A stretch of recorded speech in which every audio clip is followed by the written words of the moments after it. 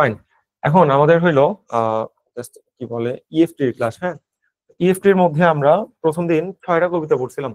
Actually 6টা না, আমরা কবিতা প্রথম দিন 4টা পড়ছিলাম। পরে হয়েছিল কি কোনো কারণে রেকর্ডিং হয় নাই, আমার গুগল মিটটা ব্যান্ড হয়ে গেছিল, প্রিমিয়াম যে অ্যাকাউন্টটা।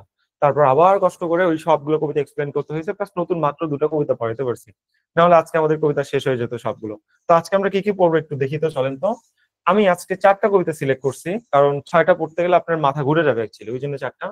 ফার্স্টে হলো the rime of an ancient mariner. ঠিক আছে, ব্রিটিশ যেই নাবিক ছিল সেই নাবিকের একটা শীতল রাত, ভয়ানক যে কষ্টকর রাত, ওই রাতটা আমরা এখানে পড়বো। ওকে, তারপর the lake isle of Innisfree. Innisfree যে হ্রদ ছিল, ইনিসফ্রি যে দ্বীপটা ছিল, এই ইনিসফ্রি দ্বীপটা সম্পর্কে আমরা একটু জানবো। লেক মানে হলো হ্রদ, আর আইজল মানে হলো দ্বীপ, ইনিসফ্রি মানে হলো ইনিসফ্রি। তো বলতেছে যে ওই আপনার ওইখানে ইনিসফ্রি নামক জায়গায় যে আমাদের হ্রদ বা দ্বীপটা ছিল, ওইটার উপর ভিত্তি করে এই কবিতাটা লেখা। কবি ওই জায়গার অনেক বেশি প্রেমে পড়ছিল, সে তার পার্থিব সকল জীবন টিবন বাদ দিয়া ওখানে যে থাকার চিন্তা ভাবনা করতেছিল, এবং ওটাই আসলে সাহিত্যিক মিনিং এ তিনি এখানে ফুটাই উঠাবেন, ওটা আমরা পড়বো। তারপর মাইনর বার্ড, ছোট্ট একটা পাখি। ছোট একটা পাখিকে নিয়ে রবার্ট ফ্রস্টের কিন্তু আরেকটা সুন্দর কবিতা আছে, আউট আউট, সবাই জানেন। শেষ হয়ে গেল, শেষ হয়ে গেল, এটা কিন্তু রবার্ট ফ্রস্টের লেখা, আমি যদি ভুল না হয়। তো রবার্ট ফ্রস্ট এখানে পাখিকে নিয়ে একটা অনুভূতি প্রকাশ করেছে, যে পাখি যে কিচিমিচি করে, উড়াউড়ি করে, এটা তো উচিত না, আমার ভাল লাগে না। পরে সে বুঝতে পারে পাখির কাজই তো উড়াউড়ি করে, কিচিমিচি করা। এখন আমি যে এক্সকিউজটা দিচ্ছি, আমার এক্সকিউজটাই তো ভুল। তার মানে কি, ফার্স্টে তুমি নিজের ভুল দেখতে শিখো, তারপর তুমি অন্য মানুষের ভুল ধরো। ওটা তিনি এই কবিতার মাধ্যমে হিডেন ভাবে প্রকাশ করেছে, কারণ কবিতার মাধ্যমে সরাসরি বলে দিলে তার কবিতা হবে না, প্যাসেজ হয়ে যাবে, তাই না? হিডেন ভাবে প্রকাশ করতে হবে, এটা আমরা পড়বো। তারপর আমাদের আছে হলো টাইগার বা উইলিয়াম ব্লেকের লেখা। এই টাইগার যে কবিতাটা, এটা অনেক প্যারাময়, বুঝছেন। আর she walks in a beauty, মানে সৌন্দর্যের মাঝে দিয়ে সে হেঁটে যায়। লর্ড বায়রনের, কতটা আমি বলছিলাম যে ব্রিটিশ পয়েট, উনি ইংল্যান্ডের জাতীয় কবি, ওনার কবিতা পড়তে যে জান টান একদম বের হয়ে যায়, খুবই প্যারাময়।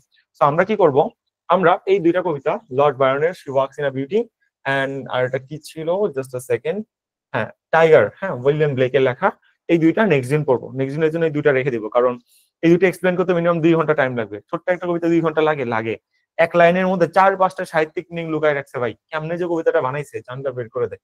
আচ্ছা, ওকে। তারপর আমরা কোনটা পড়বো আজকে, যেটা আমাদের আছে আর কি, এমিলি ডিকিনসনের যে লেখা কবিতা, যে আই ডাইড ফর বিউটি, সৌন্দর্যের জন্য আমি মৃত্যুবরণ করেছিলাম, রাইট? তো আজকে আমরা এই 3টা কবিতা খুব দ্রুত পড়ে শেষ করে দেওয়ার চেষ্টা করব, আর আগামী দিনের জন্য ওইটা রাখবো। আর আউট আউট কবিতা, এটা অ্যাকচুয়ালি আউট অফ সিলেবাস, আমি জানি না যে সিলেবাস থেকে এই কবিতাটা কেন বাদ দিল। এত সুন্দরতম একটা কবিতা, কি দোষ করলো? এই কবিতা এত বেশি সুন্দর, তাও আমি এখানে উঠাই রাখছি। যদি আমার কালকে টাইম থাকে তাহলে আমি এটা পড়াই দিব। এখান থেকে একটা কোশ্চেন আসবে না, ঠিক আছে? জাস্ট ফর ফিলিংস এর জন্য, আবেগের জন্য, ভালো লাগার জন্য এখান থেকে একটা কোশ্চেন আসবে না, কারণ এটা আউট অফ সিলেবাস, এটা সিলেবাসের বহির্ভূত।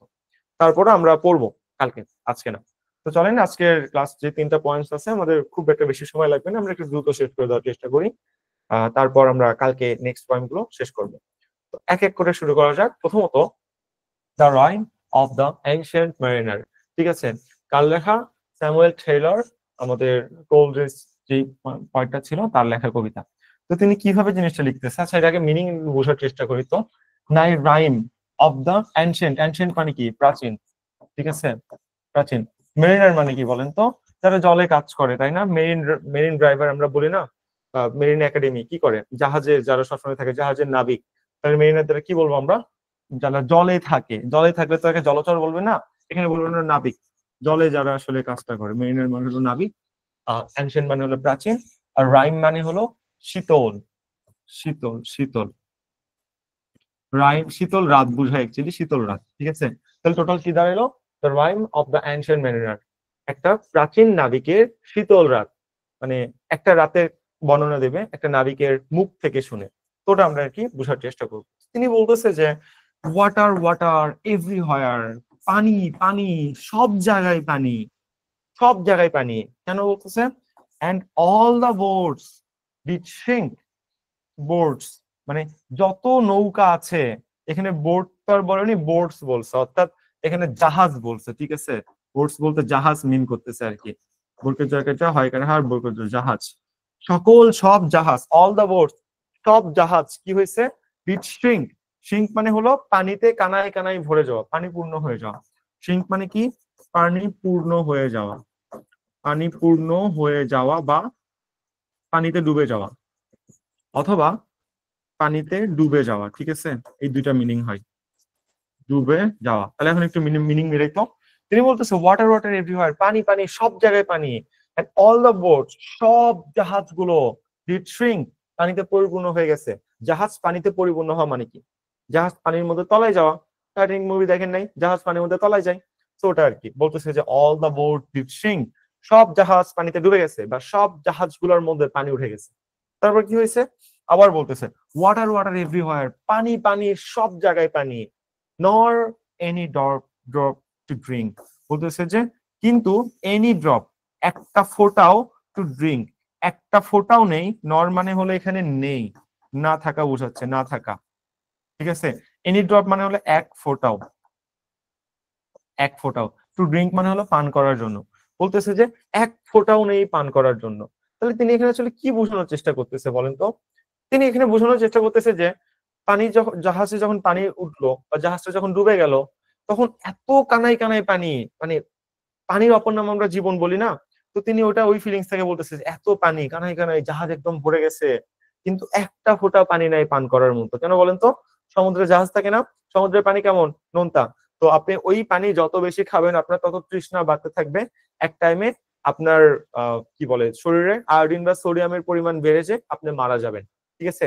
এই জন্য আপনি একটা জিনিস খেয়াল করে দেখবেন যে সমুদ্রের পানি যদি আপনার মুখে যায় বা একটুও, যারা কক্সবাজারে গেছেন আর কি, তারপর আপনার গলা অনেক শুকনা শুকনা থাকে, অনেক তৃষ্ণা লাগে, এমন একটা ফিল হয়, মানে আপনার মধ্যে আয়োডিন বা সোডিয়াম অনেক বেশি পরিমাণ চলে গেছে।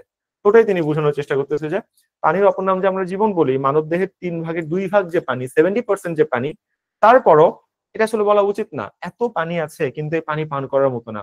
এই পানিতে ডুবে ওই মেরিনাররা বা নাবিকরা মারা যাচ্ছে। এই থিম থেকে বা এই ফিলিংস থেকে এই কবিতাটা লেখা, যে মানুষ বলে পানির অপর নাম জীবন, কিন্তু আসলে তো না। বলতে হবে যে বিশুদ্ধ পানির অপর নাম জীবন। এখানে তো অনেক পানি, তো এগুলো তো মানুষ মারা যাচ্ছে, পানি তো এগুলো খাইতে পারতেছে না, খাওয়ার তো না, ডুবে যাচ্ছে জাহাজ, মাছ পথে ডুবে যায়, কি একটা হযবহল অবস্থা। ওটাই তিনি 4টা লাইনের মাধ্যমে স্যামুয়েল টেইলর কলেরিজ প্রকাশ করার চেষ্টা করেছে, যে water water everywhere, the rime of the ancient mariner, মানে প্রাচীন নাবিকের একটা শীতল রাত্রি। এখানে শীতল তার বলা যাবে না। শীতল মানে কি? শীতল মানে হলো ভয়ানক, ভয়ানক, ভয়ানক, এটা হলো কাব্যিক মিনিং। প্রাচীন নাবিকের একটা ভয়ানক রাত্রি। ওই রাতে কি হয়েছিল? জাহাজটা ডুবে গেছিল, জাহাজটা পানিতে পরিপূর্ণ হয়ে গেছিল, এবং তখন তিনি ওই কল্পনা জল্পনা থেকে এটা আর কি লিখছেন যে পানির অপর নাম জীবন না, আপনার বিশুদ্ধ পানির অপর নাম জীবন, এই পানি আপনাকে মেরে ফেলতে পারে, যেটা কিনা স্যামুয়েল টেইলর কোলরিজের লেখা কি কবিতায় আমরা ফিল করতে পারি। সেটাই আর কি তিনি বোঝানোর চেষ্টা করতেছে। খুব সহজ একটা সুন্দরতম একটা 4 লাইনের কবিতা, শেষ। নেক্সট আসেন। ওকে, আর next poem is the lake isle of Innisfree, ঠিক আছে। ওকে, তাহলে একটু আমরা বাংলা মিনিং এ চলে যাই, চলেন। ইনিসফ্রি একটা জায়গার নাম ভাই, একটা জায়গা, ঠিক আছে, এটা একটা জায়গার নাম। তিনি আইরিশ কবি, ঠিক আছে, একটা জায়গার নাম। থাকার এমন আসেন, তারপর লেক মানে কি? লেক মানে হলো হ্রদ, হ্রদ। লেক বই কাল নাম শুনছেন না? হ্যাঁ, জিনিসটা কি? লেক বলতে বোঝায় যে গামলার মতো একটা জিনিস, গামলার মতো এরকম কল্পনা করেন, চারিদিকে কি? চারিদিকে স্থল, মাঝখানে পানি, সেটাকে লেক বলা হয় না বা হ্রদ বলা হয় না? জি। ওকে, তারপর আসেন। কবিতা তারপর কি কি ভাই বলছে? শেষ কবিতা? কবিতা তো শেষ না, কেবল পড়াচ্ছি। বুঝলাম না আপনার কোশ্চেন, আমি বুঝি নাই। আমার সাথে জাস্ট ফলো করেন তাহলেই হবে। আমরা শর্ট সিলেবাস ফুল সিলেবাস সবগুলো কবিতায় পড়াচ্ছি, শুধু শর্ট সিলেবাসটা পড়াচ্ছি না। এই আর কি। আচ্ছা, আইজল। আইজল মানে কি? আইজল মানে আপনার বোঝাই হলো হলো দ্বীপ, দ্বীপ। ওকে, দ্বীপ তো বুঝেন তাই না? খাড়া, মানে মাটির যে খাড়া খাড়া জায়গায় রেখে আসলে দ্বীপ বলা হচ্ছে, এরকম আর কি। তাহলে একটু মিলান, the lake isle of Innisfree. Innisfree, Innisfree দ্বীপের লেক, এটাকে আসলে ইনি প্রকাশ করার চেষ্টা করতেছে যে ইনিসফ্রি হ্রদের যে দ্বীপ বা ইনিসফ্রি নামক জায়গায় দ্বীপ ছিল, ওই দ্বীপে যে লেকটা ছিল, ওটাই আর কি তিনি কল্পনার মাধ্যমে বোঝানোর চেষ্টা করতেছে। যেমন ধরেন, এটা একটা ইনিসফ্রি, এটা একটা জায়গা, এই জায়গায় অনেক দ্বীপ আছে, পর্বত আছে, সেখানে এরকম একটা লেক আছে, ঠিক আছে। তো এটাকে আপনি কি বলতে পারবেন? ইনিসফ্রি অঞ্চলের যে লেকটা আছে সেটা, অথবা ইনিসফ্রি অঞ্চলের দ্বীপের পাশে যে লেকটা আছে সেটা, এভাবে আপনি নামকরণ করতে পারবেন। তো কবি এখানে নাম করছে যে ইনিসফ্রি হ্রদের দ্বীপ, ঠিক আছে। লেক মানেই তো হ্রদ, তাই না? ইনিসফ্রি হ্রদের পাশে যে দ্বীপটা ছিল, ওই দ্বীপের কথা কবি আসলে এখানে বোঝানোর চেষ্টা করতেছে। একটু ভাবেন, এটা হলো ইনিসফ্রি, বুঝছেন? এটা কি? হ্রদ। হ্রদ মানে কি? লেক। এই লেকের পাশে যে দ্বীপটা আছে, এই যে উঁচু মাটির মতো উঁচু যে জায়গাটা আছে, এটা। তো এটাই কবিতার থিম না। মানে কি? ইনিসফ্রি একটা জায়গার নাম লিখে দিচ্ছি, যে কোনো একটা জায়গা, কোনো মানে নাই, ঠিক আছে। ধরেন বগুড়া একটা জায়গার নাম, সেরকম ইনিসফ্রি একটা জায়গার নাম। ওই ইনিসফ্রি জায়গায় কি আছে, একটা লেক আছে, আর এটা কি আছে, আর একটা আইজল মানে দ্বীপ আছে। ইনিসফ্রি জায়গায় একটা লেক আছে, একটা দ্বীপ আছে। তো ইনিসফ্রি জায়গায় লেক আর দ্বীপ নিয়ে কবি আসলে একটা কবিতা বানাই ফেলছে, যে ওখানে কি কি আছে, ওই লেকের মধ্যে কি আছে, ওই দ্বীপের মধ্যে কি আছে, কবি কেন ওই দ্বীপের মধ্যে বা কেন ওই লেকের মধ্যে যেতে চান, এটা আমরা এখানে পড়বো। একদম সহজ একটা ফ্যাক্ট। তো চলেন তিনি কি বলতেছে আমরা একটু বোঝার চেষ্টা করি। বলতেছে আউল রাইস, আমি এখনই জেগে উঠবো। এন্ড এখনই জেগে উঠবো বলতে শুধু বলেন যে রাইস মানে কি জেগে ওঠা, জেগে ওঠা। ওকে, তো বলতেছে আই উইল অ্যারাইজ, আমি জেগে উঠবো। এন্ড এবং গো নাও, এক্ষুনি যাব। এন্ড গো টু ইনিসফ্রি, ইনিসফ্রিতে যাব। বলতেছে আই উইল অ্যারাইজ, আমি জেগে উঠবো। এন্ড গো নাও, এক্ষুনি যাব। এন্ড গো টু ইনিসফ্রি, ইনিসফ্রিতে যাব। মানে কবির মধ্যে একটা একটা ফিলিংস, অনুভূতি কাজ করতেছে। হ্যাঁ, যেমন ধরেন যে আপনার অনেক সময় শহুরে জীবন ভালো লাগতেছে না, আপনার ইচ্ছা হতে যে আপনি সাজেক আসবেন, ঠিক আছে, বা কক্সবাজার যাবেন। যেমন আমরা একটু আগে অ্যানাউন্স করলাম যে আমাদের ব্যাচ থেকে যে কোনো ভার্সিটিতে যে ফার্স্ট বা সেকেন্ড হবে, তার 2 দিনের কক্সবাজারের ট্যুর আমরা তাকে প্যাকেজ গিফট করব। সে একা যাবে না, তার সাথে একজন গার্ডিয়ান যাবে, তার প্যাকেজও আমরা তাকে কি করব, স্পন্সর করবো বা গিফট করবো। তো কাইন্ড অফ এরকম কবির মনে হচ্ছে শহরের জীবন আমার কাছে আর ভালো লাগতেছে না। তো ইনিসফ্রি নামে একটা জায়গা আছে, ওই জায়গাটা অনেক শীতল, সেখানে একটা দ্বীপ আছে, সেখানে একটা মানে পাহাড় আছে বা হ্রদ আছে, সেখানে গেলে আমার মনটা অনেক ভালো হয়ে যাবে। হুট করে কবির মাথার মধ্যে এটা আসছে, আয়ারল্যান্ডের একটা জায়গা, ইনিসফ্রি একটা জায়গা, ঠিক আছে। উনি শহরের জীবন বাদ দিয়ে ওইখানে যাইতে চান, ইচ্ছা হয়েছে। সেটা বলতেছে আলোর আইস, আমি জেগে উঠবো। এন্ড গো নাও, এক্ষুনি যাবো। এন্ড গো টু ইনিসফ্রি, ইনিসফ্রিতে যাবো, একটা জায়গা, ওই জায়গাতে যাবো। তারপর কি বলতেছে, সেখানে কি থাকবে, কেন সে সেখানে যাবে। বলতেছে যে এন্ড আ স্মল ক্যাবিন বিল দেয়ার, সেখানে একটা স্মল ক্যাবিন মানে কি জানেন, ক্যাবিন মানে এখানে কুঁড়ে ঘর, ঠিক আছে। কেবিন বলতে আপনার ট্রেনের কেবিন না, এখানে কুঁড়ে ঘর, কুঁড়ে ঘর, কুঁড়ে ঘর, ঠিক আছে। এন্ড স্মল ক্যাবিন বিল দেয়ার, সেখানে আমি একটা ছোট্ট কুঁড়ে ঘর তৈরি করব, বা ছোট্ট কুঁড়ে ঘর বানাবো। বিল মানে কি, সৃষ্টি করা, বাট এখানে বানাবো বললে মিনিংটা বেশি সুন্দর হবে। বলতেছে এবং সেখানে যে আমি একটা ছোট্ট কুঁড়ে ঘর বানাবো। কি দিয়ে কুঁড়ে ঘর বানাবো, of clay and water made. Clay মানে কি, কাদা মাটি, কাদা মাটি, ঠিক আছে। এবং ওয়াটাল মানে কি, ওয়াটাল মানে হলো বাঁশ বা কঞ্চি। বাঁশ দেখছেন, কঞ্চি দেখছেন, ওই বাঁশের যে ছোট ছোট ডালপালা থাকে সবুজ থাকে, কঞ্চি বলা হয়। তো ওয়াটাল বলা হয় যে কঞ্চি, কঞ্চি। সেখানে আমি যাব, যে কি করব, কাদামাটি এবং কঞ্চি দিয়া একটা ছোট্ট কুঁড়ে ঘর বানাবো। কখনো যারা গ্রামে আছেন বুঝছেন, কুঁড়ে ঘর, যারা অনেক গরিব দেখবেন তারা কি করে জানেন, এরকম ঘর বানায়। আপনি দেখছেন কিনা আমি জানি না, আমার গ্রামে ছিল তখন এরকম একটা ঘর, ঠিক আছে। এই ঘর কি দিয়ে বানায় জানেন, কঞ্চি আছে না, কঞ্চি কাটে, কেটে বাঁধে, বাঁধার পর দাঁড় করায়, দাঁড় করায় যে কাদামাটি আছে না, কাদামাটি কঞ্চির সাথে এরকম সিমেন্টের মতো লাগাই দেয়, লাগাই দিয়ে তাও ফাঁক দিয়ে বাতাস ঢুকে দেখা যায়, ইটসিট্রা ইটসিট্রা, এরকম ছোট্ট একটা কুঁড়ে ঘর হয়। আবার এটা একটা ফ্যাক্টর, অনেকে যারা গরিব তারা থাকে। আবার কি করা হয়, যেমন ধান কাটা হয়, জমিতে ধান কাটা শেষ, যেটাকে খ্যার বলে, হ্যাঁ লারা বলা হয় আমাদের এলাকাতে। এই খ্যারের মধ্যে, ওখানে তো খ্যার তো পাহাড়ে দিতে হবে, ধান ওখানে বানবে, ধান শুকাবে, এই জন্য কি করা হয়, এরকম ছোট্ট একটা কুঁড়ে ঘর বানানো হয় খন টন দিয়া।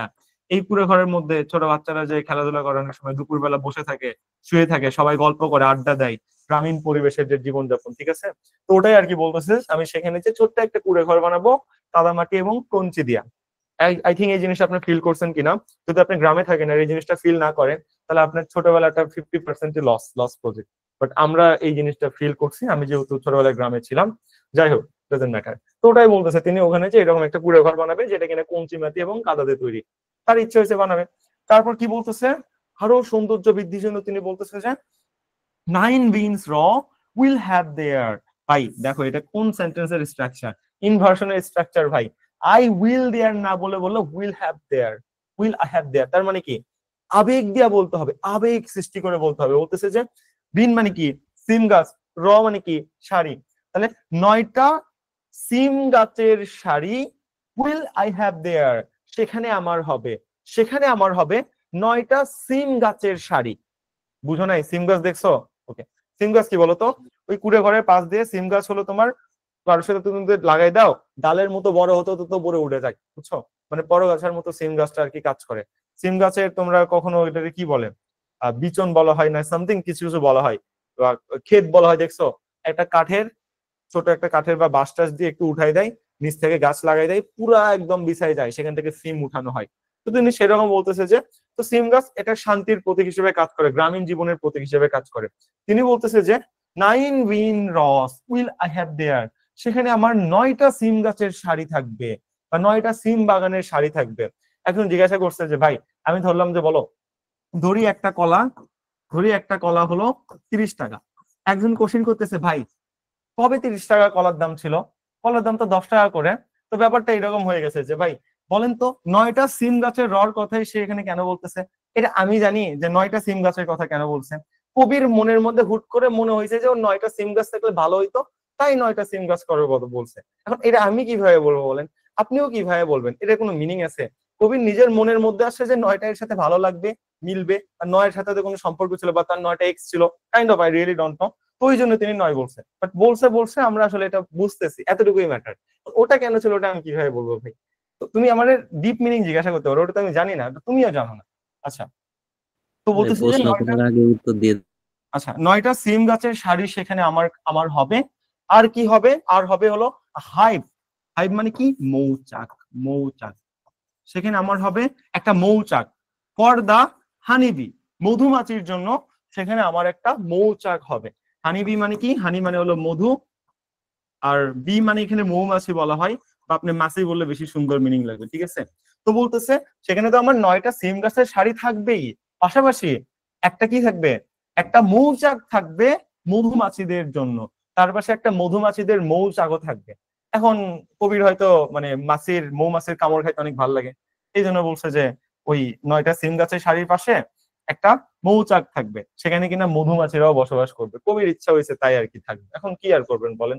আচ্ছা থাকলো। তারপর তিনি কি বলতেছে? তারপর বলতেছে যে wait, তারপর বলতেছে and live alone, সেখানে আমি বসবাস করব অ্যালোন, একা একা বসবাস করব। In the bee loud glade, in the bee loud, loud মানে হলো মৌমাছির গুঞ্জন। মৌমাছির কি? মৌমাছির গুঞ্জন। মৌমাছির গুঞ্জন শুনছো? একটা শব্দ করে না, শব্দ করে তারা উড়ে না, মৌমাছির গুঞ্জন বা মৌমাছির আওয়াজ, মৌমাছির গুঞ্জন। আর গ্লেড মানে কি? গ্লেড মানে হলো বনের মাঝে ফাঁকা স্থানে, বনের মাঝে ফাঁকা স্থানে, বনের মাঝে ফাঁকা স্থানে। এখন চলো আমরা একটু মিলাই। কি বলতেছে? বলতেছেন লিভ অ্যালোন, সেখানে বসবাস করব। In the bee loud glade, সেখানে বসবাস করব। সেখানে মানে কোখানে? এন্ড লিভ অ্যালোন, বসবাস করবো একা। কোথায় বসবাস করব? বনের মাঝে ফাঁকা স্থানে। এবং আমি ওই বনের মাঝে ফাঁকা স্থানে বসবাস করব মৌমাছির গুঞ্জনে, মৌমাছির গুঞ্জনের সাথে বনের মাঝে ফাঁকা স্থানে বসবাস করব। বি লর্ড গ্লেড মানে কি? মৌমাছির গুঞ্জনের সাথে। লিভ অ্যালোন মানে কি? একা একা বসবাস করা। তাহলে মৌমাছির গুঞ্জনের সাথে কোথায় বসবাস করব? গ্লেড, বনের মাঝে ফাঁকা স্থানে। এবং বলতেছে আমি ওই বনের মাঝে ফাঁকা স্থানে মৌমাছির গুঞ্জনের সাথে বসবাস করব। এখন কবির ভাল লাগে, কি করবেন? লাগতেই পারে।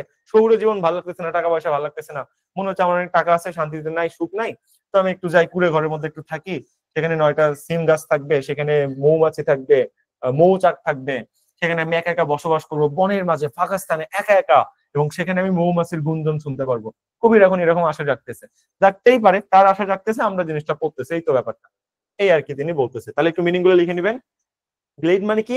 বনের মাঝে ফাঁকা স্থান। বি মানে মাছি, হানি মানে তো জানেনি মধু, এটা সবাই জানে। হাইভ মানে তো মৌচাক, এটাও সবাই জানে। রো সোর্স মানে হলো সারি, আর বিন মানে হলো সিম গাছ। সিম গাছ শীত আসতেছে না, সিমের বিজি খাইতে সুন্দর লাগে না, ওর মধ্যে কি থাকে? ওর মধ্যে আমিষ থাকে। ওই ওটাই আর কি আপনার সিম গাছ বলতেছে। ইনিস্ট্রি কি? একটা জায়গার নাম। ক্লে মানে কাদামাটি, কাদামাটিতে যে কখনো ছোটবেলায় পুতুল বানাইছিলেন, ওই ক্লে বাই কাদামাটি। আর ওয়াটাল মানে কি? কঞ্চি। বাঁশ, বাঁশের পাশে যে ছোট ছোট আগাছা থাকে ওটাকে কঞ্চি বলা হয়, ঠিক আছে? আর কি বলছে এখানে? এত কিছু নাই। হ্যাঁ, আইজেল মানে কি ছিল? আইজেল মানে ছিল হলো আপনার দ্বীপ। আর লেক মানে কি? লেক মানে হলো হ্রদ। তাহলে ইনিসফ্রিতে, ইনিসফ্রি নামক একটা জায়গায় যেই হ্রদ এবং যে দ্বীপটা আছে ওটাকে নিয়ে আমরা কবিতাটা পড়তেছি। কবির ওই জায়গা অনেক পছন্দ ছিল, সেখানে উনি যে বসবাস করতে চায়। তারপর তার মনে আর কি কি ভ্রান্ত ধারণা সৃষ্টি হয় আমরা এগুলো একটু জানবো। চলেন এগুলো মিশাই দিলাম, নেক্সট ভ্রান্ত ধারণাগুলো আমরা জানি। তারপর তিনি কি বলতেছে আমরা একটু দেখার চেষ্টা করি। বলতেছে I shall have some peace there, হয়তোবা ফিউচারে বলছে, দেখছেন শ্যাল হ্যাভ, তাই না? কোন টেন্স বলেন তো? ফিউচার ইনডিফিনিট টেন্স ভাই, হ্যাভ এর পরে কোনো ভার্ব থ্রি বলেনি ভাই, প্লিজ বুঝে এগুলো অন্তত। ইটস হাই টাইম, এটা এটা ফিউচার পারফেক্ট না, এটা ফিউচার ইনডিফিনিট। বলতেছে আই শ্যাল হ্যাভ, এবং আমার হয়তোবা সেখানে থাকবে সাম পিচ দেয়ার মানে সেখানে সাম পিচ মানে হলো কিছু পরিমাণ শান্তি। তোমার হয়তো মনে আছে সাম এমন একটা কোয়ান্টিফায়ার যেটা নন ভাইয়া countable quantifier plus countable quantifier দুটার সাথেই বসে। হ্যাঁ বলে। ওইখানে ফিউচার ইনডিফিনিট হলো কিভাবে? ওখানে তো আই শ্যাল হ্যাভ ফিউচার বলেন পারফেক্ট হওয়ার কথা ফিউচার ছিল না? ইনডিফিনিটের, ওকে ওয়েট ফিউচার ইনডিফিনিটের স্ট্রাকচার কি বলেন তো? সাবজেক্ট প্লাস শ্যাল বা উইল মূল ভার্বের বেস ফর্ম, তাই না? পারফেক্ট স্ট্রাকচার কি? শ্যাল এর পর কি থাকে? মূল ভার্বের ভার্ব থ্রি। এখানে কোনো ভার্ব থ্রি আছে না, ও তার মানে কি? আচ্ছা। তার মানে এটা পারফেক্ট টেন্স না। এগুলো কিন্তু আমরা হর হামেশা ভুল করি। যেমন বলি if I had a book, if I had a book বলে ভাইয়া এটা ফিট, এটা প্রেজেন্ট পাস্ট পারফেক্ট না? না রে ভাই, হ্যাড এর পর তো ভার্ব থ্রি নাই ভাই, এটা past indefinite, past indefinite if condition. তো এটা অনেকে বুঝতে ভুল করে, এগুলো ভুল করা যাবে না, ঠিক আছে? এগুলো কখনো ভুল করবেন না। আচ্ছা, তো বলতেছে যে এন্ড আই শ্যাল হ্যাভ, এবং আমার হয়তোবা থাকবে দেয়ার, সেখানে কি থাকবে? সাম পিচ, কিছু পরিমাণ শান্তি থাকবে। এখানে পিচ বলতে শুধু শান্তি না, তার মানসিক শান্তির অভাব, তার বউ বাচ্চা হয়তো তাদের টর্চার করতেছিল, সাপোজ, আই ডোন্ট নো, এই জন্য তার মানসিক শান্তির অভাব ছিল। তো বলতেছে আই শ্যাল হ্যাভ, এবং আমার সেখানে হয়তোবা থাকবে কিছু পরিমাণ মানসিক শান্তি। কেন মানসিক শান্তি থাকবে ওটা এখন একটু জানি। কেন থাকবে দেখেন তো, বলতেছে যে ফর পিচ, এখানে তো ফর মিনিং না, এখানে মিনিং হবে বিকজ। বিকজ সেম কাহিনী, ফর দিয়ে চালাই দিচ্ছে, দেখছেন? বলতেছে বিকজ, কারণ কি? কারণ পিচ কামস, পিচ মানে হলো মানসিক শান্তি, কামস মানে হলো আসে, মানসিক শান্তি আসে। ভাই পিচ মানে কিন্তু নর্মালি শান্তি, বাট এখানে মিনিংটা মানসিক শান্তি আসবে কবিতার জন্য, তাই আমি মানসিক শান্তি বলতেছি। বলতেছে মানসিক শান্তি কামস আসে, কিভাবে আসে? ড্রপিং স্লো, ড্রপিং মানে হলো ফোটাই ফোটাই, স্লো মানে হলো ধীরে। মানসিক শান্তি আসে ধীরে ধীরে ফোটাই ফোটাই, এটা বললে বেশি সুন্দর। স্লো মানে এখানে কি বলবেন? ধীরে ধীরে বলেন, বেশি সুন্দর লাগবে, বুঝছেন? ধীরে ধীরে বলেন। আর ড্রপিং মানে কি? ফোটাই ফোটাই বলেন, ফোটাই ফোটাই। একটু মিলান তো। বলতেছে আমার হয়তোবা সেখানে কিছু মানসিক শান্তি থাকবে, বিকজ কারণ পিচ কামস, মানসিক শান্তি আসে, ড্রপিং স্লো, ধীরে ধীরে ফোটাই ফোটাই, ধীরে ধীরে ফোটাই ফোটাই মানসিক শান্তি আসে। তো আমি যেহেতু সেখানে থাকতেছি, বসবাস করতেছি, ফোটাই মানসিক শান্তি এমন একটা জিনিস, বলো না যে যে কি জানি একটা কবির লেখা ছিল যে তুমি এক সুচেতনা, তুমি এক দূরতর দৈত্য, যে যে কবিতার মধ্যে আমাদের আর কি ছিল, রবীন্দ্রনাথ ঠাকুরের আই থিঙ্ক হওয়ার কথা, উনি ছাড়া এগুলো কবিতা কেউ লিখতে পারবে না, বা কাইন্ড অফ, নামটা আমার মনে নেই। যাই হোক, তো সেই রকম শান্তি এমন একটা জিনিস যেটা পাওয়া যেটা একটা দুর্লভ জিনিস। তো শান্তি আপনি যদি জিজ্ঞাসা করেন ভাই ফোটাই ফোটাই কেন আসবে, এটা আমি আপনাকে ব্যাখ্যা দিতে পারবো। কারণ শান্তি তো ভাই হুট করে চলে আসবে না, তাই না? তোমার মনের মধ্যে অশান্তি, শান্তি ধীরে ধীরে তোমার মধ্যে আসবে। এই জিনিসটা পাওয়া অনেকটা, তোমার কোটি টাকা থাকতে পারে কিন্তু তোমার আসলে এখানে আসলে মানসিক শান্তি নাই থাকতে পারে, রাইট? গত দিনের কবিতাতে আমরা পড়লাম এত টাকা আছে, এইটা সেইটা, ক্রুয়েলটিস সেই কবিতাটা আর কি ছিল, বাট মানসিক শান্তি নাই। বউ শাকচুন্নির মতো ঘুরে বেড়ায়, বাচ্চারা একদম খুব পরিমাণ ডিপ্রেসড হয়ে থাকে, ও দেখলাম। আবার দেখি গরিবেরা খাইতে পারতেছে না, আবার এখানে কবির মনে হচ্ছে সেইগুলোর মধ্যে থাকবেই না, আবার বলতেছে না মানুষ থেকে থাকতে পারে না। তাহলে মানুষের কি করতে হবে? একত্রে থাকতে হবে, নাহলে মানুষের আত্মচিৎকার বাড়তে থাকবে, যেটা আমরা কতদিন পরে আসি। তো একজন জিজ্ঞেস ভাইয়া লর্ড গ্লেডটা কি? লর্ড মানে জানেন? লর্ড মানে হলো মৌমাছির গুঞ্জন। গ্লেড, গ্লেড মানে কি বলেন তো? গ্লেড মানে হলো বনের মাঝে ফাগাস্তান। তাহলে বনের মাঝে ফাগাস্তানে সে একা একা বসবাস করবে মৌমাছির গুঞ্জন শুনে শুনে, এটা আর কি মিনিং ছিল, বুঝছেন? তো লর্ড গ্লেড মানে কি? বনের মাঝে ফাগাস্তানে মৌমাছির গুঞ্জন, এটা মিনিং আসে। আচ্ছা, তো বলতেছে যে পিচ এই জন্য শান্তি কিভাবে আসে? ড্রপিং স্লো, ধীরে ধীরে ফোটায় ফোটায় আসে। এখন কই থেকে শান্তিটা আসবে সেটাও তিনি এখানে বলে দিবে। তিনি এখানে বলতেছে যে ড্রপিং ফ্রম, ফোটাই ফোটাই আসে, ফ্রম হতে, ফোটাই ফোটাই আসে। কোথা থেকে ফোটাই ফোটাই আসে? The ভেলস of the morning. Morning মানে হলো সকাল, ভেলস মানে আচ্ছাদন, আচ্ছাদন, ঠিক আছে? অফ দ্য মর্নিং, তাহলে ভেলস অফ দ্য মর্নিং মানে কি? ড্রপিং ফ্রম, ফোটাই ফোটাই শান্তি আসে কই থেকে? ভেইলস অফ দ্য মর্নিং, সকালবেলার আচ্ছাদন থেকে। কোন সকালবেলার আচ্ছাদন? কোন সকালে? টু হোয়ার, যেই সকালে বা সকালবেলা যেখানে দ্য ক্রিকেট সিং, ক্রিকেট মানে ঝিঝি পোকা, ঝিঝি পোকা, আর সিং মানে হলো ডাকে, ঠিক আছে? তো বলতেছে যে শান্তি আছে ফোটাই ফোটাই সকালবেলার আচ্ছাদন থেকে, যেখানে ঝিঝি পোকা ডাকে, ওখান থেকে কবির মাঝে নানি অনেক শান্তি আছে, তিনি এটা আসলে বোঝানোর চেষ্টা করতেছে, বুঝছেন? এখন ভেইলস অফ দ্য মর্নিং হলো একটা ফ্রেজ ভাই, এটার ফ্রেজ মানে কি জানো, এটা একটা অন্যরকম মিনিং দেয়। আমি তো নর্মাল মিনিং এ বললাম, তাহলে ভেইলস অফ দ্য মর্নিং দ্বারা কি বলবে? সকালের সৌন্দর্য, সকালের সৌন্দর্য। এবার একটু মিলাও, শান্তি আসে ফোটায় ফোটায় সকালের সৌন্দর্য থেকে, যেখানে দ্য ক্রিকেট সিং, যেখানে ঝিঝি পোকা ডাকে। সকালবেলা যেখানে ঝিঝি পোকা ডাকে সেখান থেকে শান্তি ফোটায় ফোটায় আসে। ভোরবেলার কথা কবি এখানে ফিল করতেছে, ঠিক আছে, এই আর কি ফিল করতেছে। ক্রিকেট মানে এখানে ঝিঝি পোকা, ঠিক আছে, আর সিংস মানে হলো ডাকা। আর ভেলস অফ দ্য মর্নিং নর্মাল মানে কি? ভেলস মানে আচ্ছাদন, মর্নিং মানে সকাল, সকালের আচ্ছাদন হলো নর্মাল মিনিং। আর ফ্রেজের মিনিংটা কি আসতেছে? সকালের সৌন্দর্য, ঠিক আছে, বা ভোরবেলার সৌন্দর্য, যা ইচ্ছা বলেন, কাছাকাছি মিনিং গেলেই হইলো। সৌন্দর্য, এই শান্তিটা ফোটায় ফোটায় আসে হইলো সকালের সৌন্দর্য থেকে, যেখানে ঝিঝি পোকা ডাকে। কবির ভাল লাগতেছে। এই ঝিঝি পোকাকে আমরা ঘুঘরি পোকা বলি আমাদের বগুড়ার ভাষায়। আপনারা কি বলেন এটা আমার আসলে জানা নাই, ঠিক আছে, এরকম বলা হয়। যাই হোক, এবার বলতেছে সেখানে আর কি আছে? There midnight's all a glimmer, সেখানে মাঝরাত অল আ গ্লিমার। অল মানে হলো পুরোপুরি, আ গ্লিমার মানে হলো নিভু নিভু।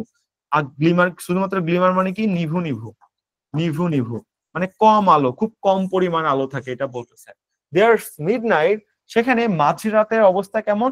অল আ গ্লিমার, সবকিছু নিভু নিভু মানে অন্ধকার, সেখানে মাঝরাত পুরা অন্ধকার, এটা বলতেছে। দেয়ার্স মিডনাইটস, সেখানে মাঝরাত অল আ গ্লিমার, পুরাপুরি নিভু নিভু অন্ধকার, মাঝরাত পুরা অন্ধকার থাকে। অন্ধকার থাকবে না, আলো কই পাবো তুমি?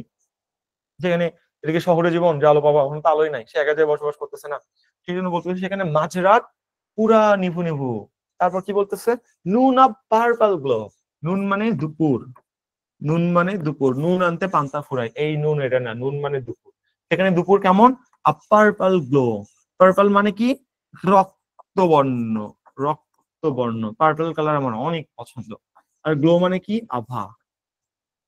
ওকে, তাহলে কি বলতেছে? সেখানে দুপুরের অবস্থা কেমন? রক্তবর্ণ আভা। দেখছো ওই যে আমাদের জুলাই, ৩৬ জুলাই মানে ৬ আগস্ট, যখন কি হলো, দেশ আমাদের পুরা দ্বিতীয়বারের মতো স্বাধীন হয়ে গেল, ঠিক আছে, ওই দিনে তুমি বিকালের আকাশটার দিকে খেয়াল করছিলা? ওই দিন না, ওই দিন না, কোনো একদিন আমার মনে নাই, যেদিন আক্রমণ করলো ছাত্রলীগ, আই থিঙ্ক আক্রমণ করলো, ওই দিন পুরো আকাশ রক্তবর্ণ লাল হয়ে গেছিল, খেয়াল করছিলা? তো ওইটারে 16ই তিনি, জুলাই ভাইয়া। আচ্ছা যাই হোক, তারিখটা ভুলে গেছি। তো ওটাই আর কি বলতেছে যে আপার পাল গুলো রক্তবর্ণ আভা, সেখানে দুপুর কেমন থাকে? রক্তবর্ণ আভা থাকে, মানে খুবই সুন্দর একটা দৃশ্য তিনি এখানে কল্পনা করতেছে। আমি আপনাদের একটা ওই ফিল করানোর চেষ্টা করলাম। হ্যাঁ, যেদিন ঝামেলা শুরু হয়েছে সেই দিন ছিল একদম রক্তবর্ণ, আকাশ রক্তবর্ণ হয়ে গেছিল, যখন আক্রমণ করে মেনে ফেললো আর কি, এটার কথা বলতেছে। তারপর কি বলতেছে? সেখানে ইভিনিং, ইভিনিং সময়টা বুঝেন? ইভিনিং মানে কিন্তু ভাই আফটারনুন না, ইভিনিং মানে হইলো যে, আমি কিভাবে বলবো, আচ্ছা ইসলাম ধর্মে যারা তারা বুঝবেন, হ্যাঁ, যখন আজান দেয়, ওকে, যখন কোন আজান দিচ্ছে? আমাদের মাগরিবের আজান দেয়, মাগরিব। মাগরিবের আজান দেওয়ার পর কি বলেন তো, 5 মিনিট পরে ওয়াক্ত শুরু হয়ে যায় না কেন? কারণ সূর্য ডুবে যাওয়ার আগে আপনার নামাজটা শেষ করতে হবে। এটা মাগরিবের আজান দেওয়া বা নামাজ বা সালাত আদায় করার নিয়ম, আপনি জানেন, আমিও জানি। তো মাগরিবের যখন আজান দেয়, ঠিক আছে, তখন থেকে 10 মিনিট, 10 মিনিট, এই সময়টাকে কি বলা হয়? এই সময়টাকে ইভিনিং বলা হয়। আর মাগরিবের আজানের পরবর্তী 10 মিনিট সময়টাকে ইভিনিং বলা হয়, মানে সূর্য ডোবার অন্তিম মুহূর্তকে ইভিনিং বলা হয়, ঠিক আছে। তো বলতেছে, এবং খেয়াল করবেন যে যখন মাগরিবের আজান দেয়, তখন আপনি যদি গ্রাম্য এরিয়ায় থাকেন, অনেক পাখি উড়া শুরু করে, কিচিমিচি করা শুরু করে। বিকাল বেলা কিন্তু না, ঠিক মাগরিবের আজানের সময়, তখন তারা ঘরে ফেরা শুরু করে, তাই না, নিজের ঘরে ফিরে যাওয়া শুরু করে। তো তিনি এটা বলতেছে, এন্ড ইভিনিং, সেখানে এই সেখানে এই গোধূলি মুহূর্ত, ইভিনিং মানে কি? গোধূলি মুহূর্ত, গোধূলি মুহূর্ত, ইভিনিং মানে বিকাল না ভাই, গোধূলি। গোধূলি সময় কোনটাকে বলা হয়? ওই যে মাগরিবের আজান দেওয়ার পরবর্তী 10 মিনিট সময়টাকে গোধূলি বলা হয়। তো বলতেছে সেখানে গোধূলি কেমন? Full of the linnet's wing, সেখানে গোধূলি সময় হয় যে full of the linnet's wings, wings মানে হলো ডানা, আর লিনেট মানে কি? লিনেট মানে একটা পাখি ভাই, ধূসর বর্ণের একটা পাখি, ধূসর বর্ণের একটা পাখি, ধূসর কালারের একটা পাখি, ধূসর বর্ণের পাখি। এটা কই থাকে? এটা থাকে আয়ারল্যান্ডে থাকে। তো ওই পাখি উনি দেখছে, তাই আর কি বলছে। বলতেছে সেখানে গোধূলি সময় কেমন? গোধূলি সময়ে ধূসর বঙ্গের পাখির ডানা দ্বারা পরিপূর্ণ। তার মানে কি? মাগরিবের আজানের টাইমে সেখানে প্রচুর পাখি আকাশে উড়ে বেড়ায়, ওই টাইমে মানে পাখিরা ঘরে ফিরে যায়। এবং কোন পাখি? লিনেট পাখিগুলো উড়ে ফিরে যায়। তো তাই তিনি বলছে যে অ্যান ইভিনিং, এখানে গোধূলি সময়, ফুল অফ দ্য লিনেটস উইং, ধূসর বর্ণের পাখির ডানায় পরিপূর্ণ। সেখানে গোধূলি সময় হয় হলো ধূসর বর্ণের পাখির ডানা দ্বারা পরিপূর্ণ। এটা তিনি আসলে বোঝানোর চেষ্টা করছে, বুঝছেন? তো এই হলো তিনি তার শান্তির ব্যাখ্যা দিচ্ছেন। এখানে কি শেষ? না, আমাদের তার শান্তির ব্যাখ্যা শুনতে অনেক সুন্দর লাগতেছে। চলেন আমরা বাকি ব্যাখ্যাগুলো একটু শুনি তিনি কি বলতে চাই, তারপর আমরা পুরোটা একবার রিপিটেশন দেবো, ঠিক আছে? সমস্যা। তিনি আবার বলতেছেন, আল রাইজ এন্ড গো নাও, আমি জেগে উঠব এবং এক্ষুনি যাব, for always night and day. For always মানে সব সময়ের জন্য, রাত্রি এবং দিবা। রাত, নাইট মানে হলো রাত্রি, এন্ড মানে এবং, আর ডে মানে হলো দিবা। তাহলে মিনিং কি দাঁড়াইলো? আমি জেগে উঠবো, এক্ষুনি যাব, দিবারাত্রি সব সময়ের জন্য। আমি জেগে উঠবো, এক্ষুনি যাব, দিবারাত্রি সব সময়ের জন্য যাব, তিনি এটি বলতেছেন। তো দিবারাত্রি সব সময়ের জন্য যাওয়া মানে কি ভাই? সারা জীবনের জন্য, for the whole life. Always night, for the always night and day দ্বারা তিনি কি বুঝাচ্ছে? ফর দা হোল লাইফ, পুরা জীবন, হোল লাইফ। ঠিক আছে, তিনি এখানে বলতেছে যে আমি এক্ষুনি জেগে উঠবো, এক্ষুনি যাব, সারা জীবনের জন্য সেখানে যাব, তিনি এটা বলতেছে। আর নর্মালি কি হবে? আল্লাহ, আমি জেগে উঠবো, এখনই যাব, for always night and day, দিবারাত্রির জন্য সেখানে যাব। তো দিবারাত্রির জন্য হওয়া মানে কি? সারা জীবনের জন্য সেখানে চলে যাওয়া। একটা ফ্রেজ এখানে বুঝাচ্ছে ফর দ্য হোল লাইফ, সারা জীবনের জন্য। এটা বলতেছে আমি এখনই জেগে উঠবো, আমি জেগে উঠবো, এক্ষুনি যাব, সারা জীবনের জন্য ওখানে যাব। কবির অনেক পছন্দ হয়েছে জায়গায়, তাই যাবে। যেমন আমার আজ থেকে 3 বছর আগে শহুরে জীবন ভালো লাগতো না, হ্যাঁ, বিরক্ত লাগতো। আমাদের চট্টগ্রাম ভার্সিটিতে রাবিতেও চান্স পাইছিলাম, তো চট্টগ্রাম ভার্সিটিতে চান্স পাবো, চট্টগ্রাম ভার্সিটিতে যাবো, ওখানে পাহাড়, কোনো শব্দ থাকবে না, কি সুন্দর মনোরম পরিবেশ, এই আশা টাশা নিয়ে রাবি বাদ দিয়ে চবিতে এসে ভর্তি হলাম। তো ভর্তি হয়ে খারাপ কিছু হয়নি। চবিতে অ্যাডমিশন মার্কেট পুরো ফাঁকা ছিল, রাবিতে তো অনেক পরিমাণ কম্পিটিশন ছিল। তো যাই হোক, সব মিলে আলহামদুলিল্লাহ ফর এভরিথিং। এবং আমি আমার মানসিক দিক থেকে আমি পাহাড় পর্বত খুব বেশি পরিমাণ পছন্দ করি, সবুজ গাছালের মধ্যে থাকতে পছন্দ করি। আমার শহুরে জীবন একেবারেই পছন্দ না। তো চট্টগ্রামে আমি দুটাই পাইছি, আমার জানালা খুললে বা বেলকনি খুললে আমি ডিরেক্ট ওটা পাহাড় দেখতে পারি, ফুল পাহাড়, চারিদিকে সবুজ, মানে পাহাড়ের মধ্যে আর কি পুরা, আমি যেখানে আর কি থাকি। তো ব্যাপারটা অনেক সুন্দর। তো দ্যাটস দ্য ফিলিংস। এক একজনের কাছে এক এক জিনিস পছন্দ। তো আমার মতো কবির মানসিকতা হয়তো বা, সরি, কবির মতো হয়তো বা আমার মানসিকতা, তার সাথে কাজ তুলনা করি। কোথায় আব্বাস, কোথায় গাব্বাস, বাদ দেন। এবার কি বলতেছে যে I hear lake water lapping with low sounds by the shore. এটা একটু মিশাই দিই, অনেক বেশি হয়ে গেছে লেখা। আই হিয়ার, আমি শুনতে পাই, কি শুনতে পাই? লেক, লেক মানে কি? হ্রদ, হ্রদ। ওয়াটার মানে কি? পানি। ল্যাপিং মানে কি? আছড়ে পড়া, আছড়ে পড়া। আমি হ্রদের পানি আছড়ে পড়ার শব্দ শুনতে পাই, উইথ লো সাউন্ড। কোথায় কি কি কি সাউন্ড? লো সাউন্ড মানে, লো সাউন্ড মানে হলো কম শব্দ। এখানে তো কম শব্দ হবে না, এখানে হবে হলো মৃদু শব্দে বা স্নিগ্ধ শব্দে, ঠিক আছে? একটা স্নিগ্ধ একটা সাউন্ড আসে না, পানি আছড়ে পড়তেছে, কক্সবাজারের ঢেউ আসতেছে, তোটাকে তিনি বলতেছে লো সাউন্ড বা স্নিগ্ধ শব্দ বা মৃদু শব্দ। স্নিগ্ধ, কিন্তু স্নিগ্ধ, স্নিগ্ধ শব্দ বা মৃদু শব্দ। কম শব্দ বলেন না, মৃদু শব্দ বলেন, সুন্দর লাগবে।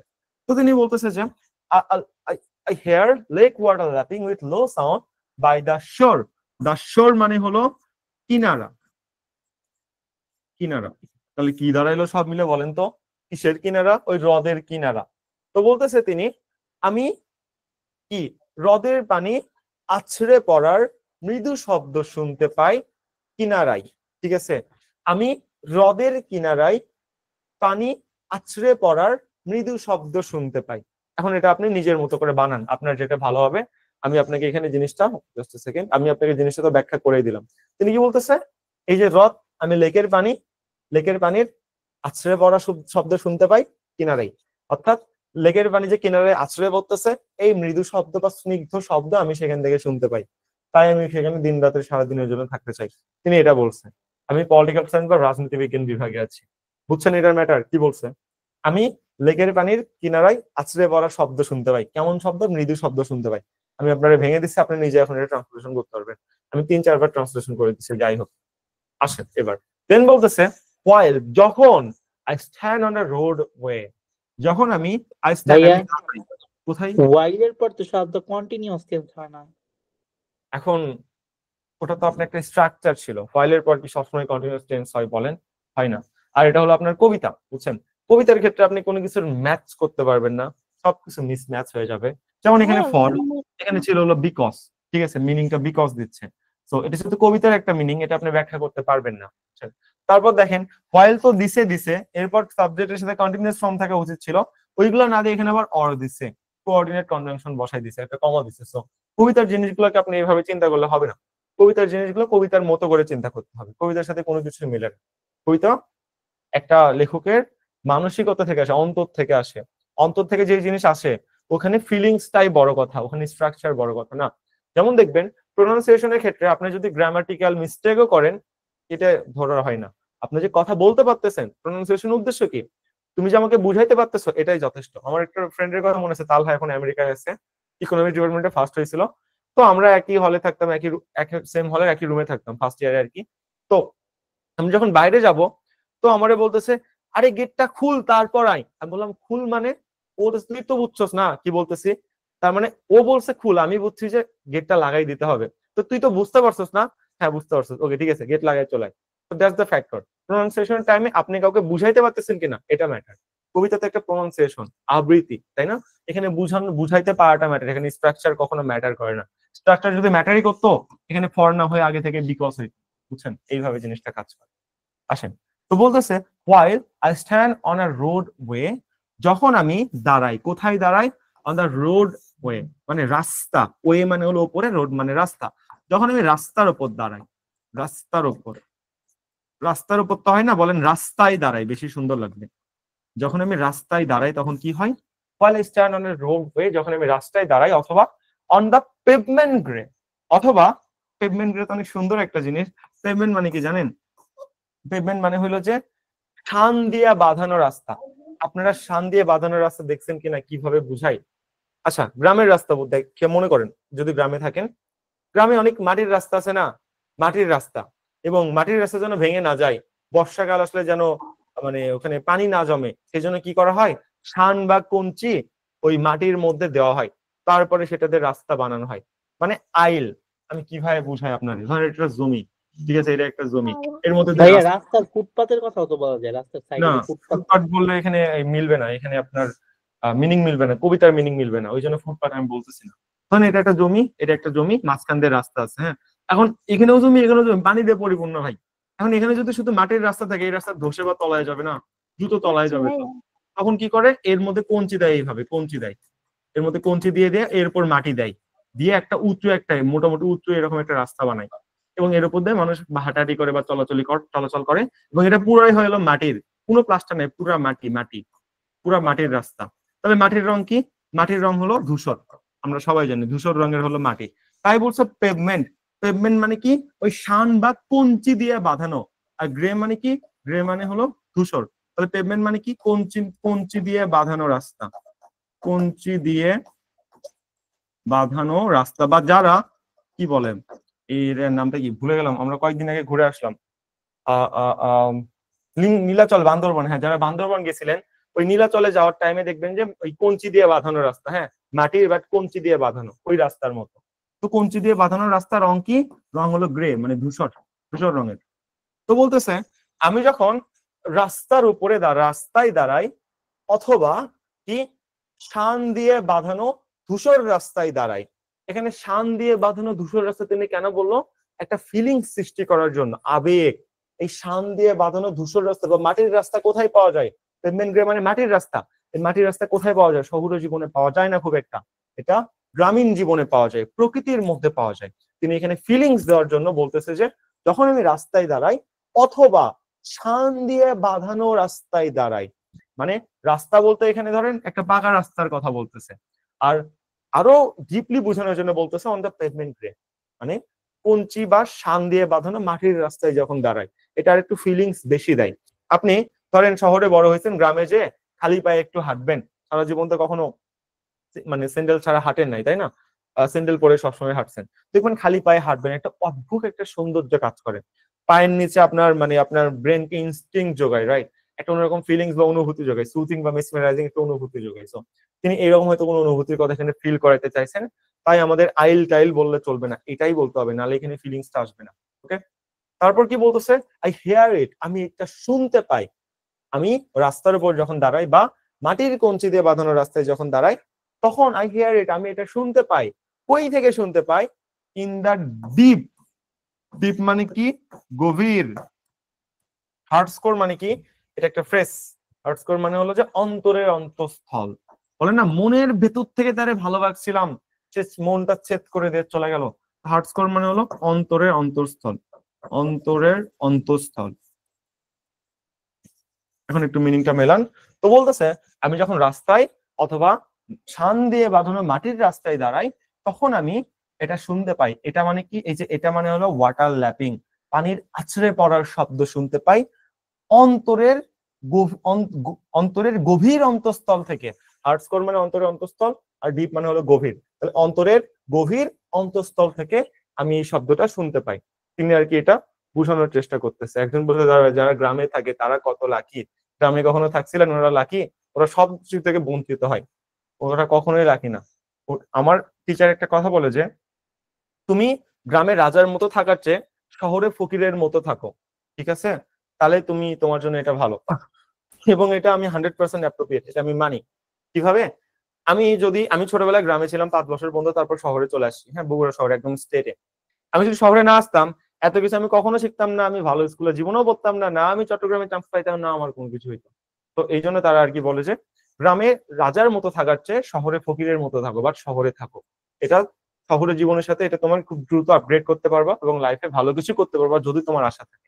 তাই বলে আমি গ্রামের মানুষকে ছোট করতেছি না, গ্রামের মানুষ অবশ্যই ভালো, কোনো সমস্যা নাই। বাট শহরে থাকলে একটু আপস্কেল করা যায়। এবং এটা অনেক আগের যুগের প্রবাদ ছিল, তো যখন কিনা গ্রামে আমার ছিল না, নেট কানেকশন ছিল না। এখন গ্লোবালাইজেশনের যুগে ভাই সব জায়গায়, শহর কি গ্রাম কি, তোমার হাতে নেট কানেকশন আছে মানে তুমি আমার এই ক্লাসটা দেখতেছো। শহরের যে ব্যাকআপ পাচ্ছে তুমিও সেই ব্যাকআপটা পাচ্ছ। একটা শহরের ছেলে আগে শ্রেষ্ঠ টিচার পাইতো, এখন গ্রামের ছেলেও শ্রেষ্ঠ একটা টিচার পাচ্ছে এই অনলাইন এর সুবাউ, মানে কি বলবো আর কি, অনলাইনের জন্য। বা আসলে এই করোনার পর থেকে 2020 সালে যখন আমাদের এই অ্যাকচুয়ালি আমাদের কি বলবো এটাকে, তথ্য প্রযুক্তির উন্নয়নটা যখন প্রচুর হারে ব্লাস্ট করলো, তারপর থেকে। চলো পুরোটা আমরা একটা রিপিটেশন দিই। বাংলায় কি বলতেছে দেখি তো। বলতেছে যে আল রাইস, আমি জেগে উঠবো, এন্ড নাও গো, এক্ষুনি যাবো, এন্ড গো টু ইন্নিসফ্রি, ইন্নিসফ্রিতে যাবো, এটা আয়ারল্যান্ডের একটা জায়গার নাম। এন্ড আ স্মল ক্যাবিন বিল দেয়ার, সেখানে আমি ছোট্ট কুড়ে ঘর বানাবো বা তৈরি করব, অফ ক্লে এন্ড ওয়াটাল মেড, কাদা মাটি এবং কঞ্চি দিয়ে। 9 green rows will I have there, সেখানে আমার 9টা শিম গাছের সারি থাকবে। A hive for the honeybee, একটা মৌচাক থাকবে মধুমাছিদের জন্য। And live alone, সেখানে একা একা বসবাস করব। In the bee lord, মৌমাছির গুঞ্জন। glade, বনের ফাঁকা স্থানে, বনের ফাঁকা স্থানে সেখানে আমি একা একা বসবাস করব মৌমাছির গুঞ্জনে। And I shall have some peace there, এবং হয়তোবা আমার সেখানে কিছু পরিমাণ শান্তি থাকবে। Because peace comes dropping slow, শান্তি আসে ফোটায় ফোটায়, শান্তি বা মানসিক শান্তি। Dropping from the veils of the morning, ফোটায় ফোটায় আসে সকালের আচ্ছাদন থেকে বা সকালের স্নিগ্ধতা থেকে। To where the cricket sing, যেখানে কিনা কি ঝিঝি পোকা ডাকে। দেয়ার মিডনাইটস অল আর গ্লিমার, সেখানে মাঝরাত হলো পুরাপুরি নিভু নিভু। and noon a purple glow, সেখানে দুপুর হলো রক্তবর্ণ আভার মতো। and evening full of the linnet swing, এবং সেখানে গোধূলি সময় লিনেট পাখি বা ধূসর বর্ণের পাখির ডানা দ্বারা পরিপূর্ণ। আর arise and go now, আমি এক্ষুনি জেগে উঠবো এবং যাব। or always night and day, দিবারাত্রি সব সময়ের জন্য যাব বা চিরতরে যাব, সারা জীবনের জন্য যাব। I hear, আমি শুনতে পাই, lake water lapping with the low sounds by the shore, আমি হ্রদের পানি কিনারায় আছড়ে পড়ার মৃদু শব্দ শুনতে পাই। while I stand on the roadway, যখন আমি রাস্তায় দাঁড়াই, or on a pavement way, অথবা শান দিয়ে বাঁধানো মাটির রাস্তায় দাঁড়াই, I hear it, আমি এটা শুনতে পাই। in the deep heart score, অন্তরের গভীর অন্তঃস্থল থেকে। কবি আসলে এটা বলতে চেয়েছিল, বুঝছেন? এই আর কি ফ্যাক্টর। এই হলো আপনার কবিতার মিনিং। প্রথমে আমরা বেসিক বুঝাইলাম, তারপর আমরা পুরা ডিপলি একটা মানে কি বলে আবৃত্তি করলে কেমন হবে সেটা করে আর কি দেখাই দিলাম। আই ডোন্ট থিংক সো কবিতাকে কিভাবে পড়াই, বাট আমার মনে হয় কবিতার মধ্যে ফিলিংস থাকা উচিত, তাই ফিলিংস দিয়ে আমরা দুটা কবিতা শেষ করার চেষ্টা করলাম। আমরা এখন 3 নম্বর কবিতায় যাব, চলেন। এটা অনেক সুন্দর, আমার প্রিয় একটা কবিতা। এই কবিতা থেকে অনেক শিক্ষা আছে ভাই, এত সুন্দর। মানে একটা ছোট পাখি। রবার্ট ফ্রস্টের কবিতা মানেই শ্রেষ্ঠ। মানে ইংলিশ লিটারেচারে আসলে যারা লিটারেচার পছন্দ করে, ইংরেজিতে তাদের কি পরিমাণ প্রিয় হওয়া উচিত ভাই, এগুলো একবার পড়লে কেউ আর মানুষ ভুলে যায় না। এত সুন্দর সুন্দর জিনিস। যারা ইংলিশ লিটারেচারে পড়ে আমি মনে করি তারা লাকি, কিন্তু ইংলিশ লিটারেচারে আবার ভাই মানে পড়লে তো নাস্তিক হয়ে যাবেন। মানে খুবই বাজে অবস্থা ওখানে, যা যা আছে আল্লাহ মাফ করুক, ওইগুলো আর না বলি, বাদ দেন। কে কার সাথে কি করতেছে না করতেছে, এত ডাবল সম্পর্ক সবকিছু লিটারেচারের মধ্যে থাকে। খুবই একটা বাজে অবস্থা। যাই হোক, সবকিছুর ভালো মন্দ আসে, আপনি এখন নিজে তো খারাপটা নিলে চলবে না, তাই না? সো বাট দেখেন, মাইনর মানে কি? ছোট, বা এটাকে ক্ষুদ্র বলেন, সুন্দর হবে। হ্যাঁ, মাইনর বাট একটা ক্ষুদ্র পাখি। কে লিখছে? রবার্ট ফ্রস্টের লেখা অসম্ভব সুন্দরতম দ্বিতীয়তম কবিতা। প্রথমটা কি? প্রথমটা হলো আউট আউট। শেষ হয়ে গেল, শেষ হয়ে গেল। আচ্ছা, আউট আউট কবিতাটা আমি আজকে আপনাকে পড়াবো, ঠিক আছে? কিন্তু ভেঙে ভেঙে না, যেহেতু পরীক্ষা আসবে না, জাস্ট মিনিংটা বোঝানোর জন্য পড়াবো। ওটা ভেঙে ভেঙে পড়তে গেলে টাইম লাগে। আসেন, এটা একটু ভেঙে ভেঙে পড়ে, এটা পরীক্ষার সিলেবাসের মধ্যে। তো বলতেছে যে I have wished a bird would fly away. Away মানে হলো দূরে, ঠিক আছে? I have wished, দেখেন উইশ আছে, দেখছেন উইশ আছে মানে কি বলেন তো? তার মানে এটা কখনো বাস্তবায়ন হবে না, এটা শুধুমাত্র কবির কল্পনা। যদি বিলিভ বলতো তাহলে হতো হ্যাঁ পাখি সত্যি উড়ে যাবে, বাট তিনি উইশড বলতে, দেখছেন? তাহলে কবির অতীতের কল্পনা, বা যেটা নিছক মিথ্যা, ঠিক আছে, যেটা ভ্যানিটি, যেটা কখনো বাস্তবে মানে অ্যাপ্লিকেবল সম্ভব না, এটা তিনি বলতেছে আই হ্যাভ উইশড, আমার খুব ইচ্ছা ছিল। আমার কি খুব ইচ্ছা? কি ইচ্ছা পোষণ করি? আমি ইচ্ছা পোষণ করি a bird would fly away, পাখিটা এখান থেকে অনেক দূরে উড়ে যাক। a bird মানে হলো পাখিটা, পাখিটা, ঠিক আছে? একটা পাখি বললে এখানে মিনিং আসবে না, পাখিটা বললে মিনিং আসবে। বলতেছে আই হ্যাভ উইশড, আমার অনেক তীব্র ইচ্ছা, আমার অনেক চাহিদা বা অনেক চাওয়া। কি চাওয়া? পাখিটা উড ফ্লাই, উড়ে যাক, অ্যাওয়ে, দূরে। আমার অনেক ইচ্ছা পাখিটা এখান থেকে অনেক দূরে উড়ে যাক। কেন পাখিটা দূরে উড়ে যাইতে হবে? পাখির কি সমস্যা? চলেন দেখি। তো বলতেছে পাখি তো আমার জন্য হারাম, আমি তো এখনো বিয়ে করিনি, আমি হালাল কাজে জড়াতে চাই।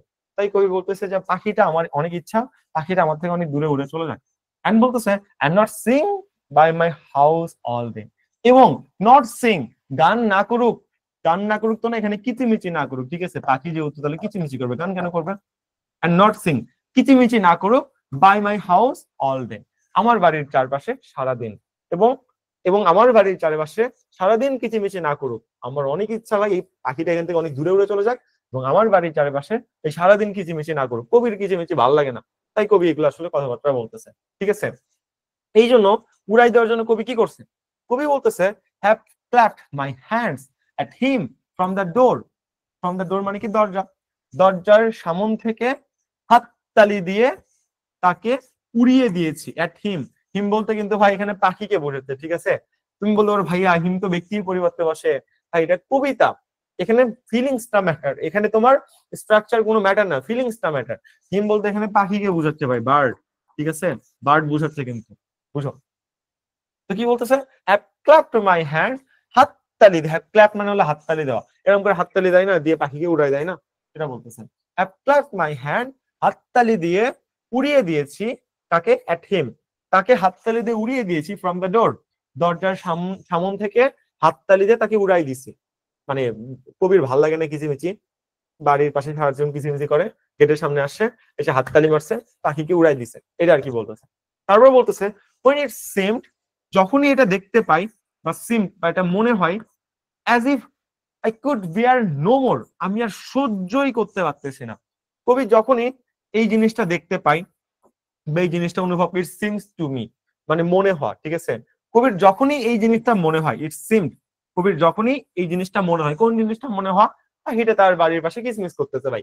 তো বলতেছে when it seemed, যখনই আমার এটা মনে হয়, as if, যেন যেন যেন I could bear no more, যেন আমি এটা সহ্যই করতে পারি না। মনে হওয়া মাত্র কবির মনের মধ্যে যন্ত্রণা শুরু হয়ে যায়, বুঝছেন? এখন এটা কোন পাখি? এটা মানে খুবই বাজে অবস্থা। তিনি কি মানুষের কথা বলতেছে, না সত্যি পাখির কথা বলতেছে, না কেউ তারা শেখা দিয়ে গেছে, এটা আমরা আসলে জানি না। তো বড় একটা কবিতার নামে এগুলো কিছু বলা উচিত না। তো আমরা কাছে একটা অ্যাজাম্পশন করতেছি। তিনি 4 লাইনের মধ্যে কি বললো? তিনি বলতেছে আমার অনেক ইচ্ছা এই পাখিটা এখান থেকে উড়ে চলে যাক, and not sing by my house, আমার বাড়ির চারপাশে কিচিমিচ না করুক। have plucked my hand at him from the door, দরজার সামনে এসে হাততালি তাকে আমি উড়াই দিছি। when it seemed, যখনই আমার মনে পড়ে, as if I could bear no more, যেন আমি এটা সহ্যই করতে পারি না, এত কিচিমিচি কেন করে। কবি এটা বলতেছে, ঠিক আছে।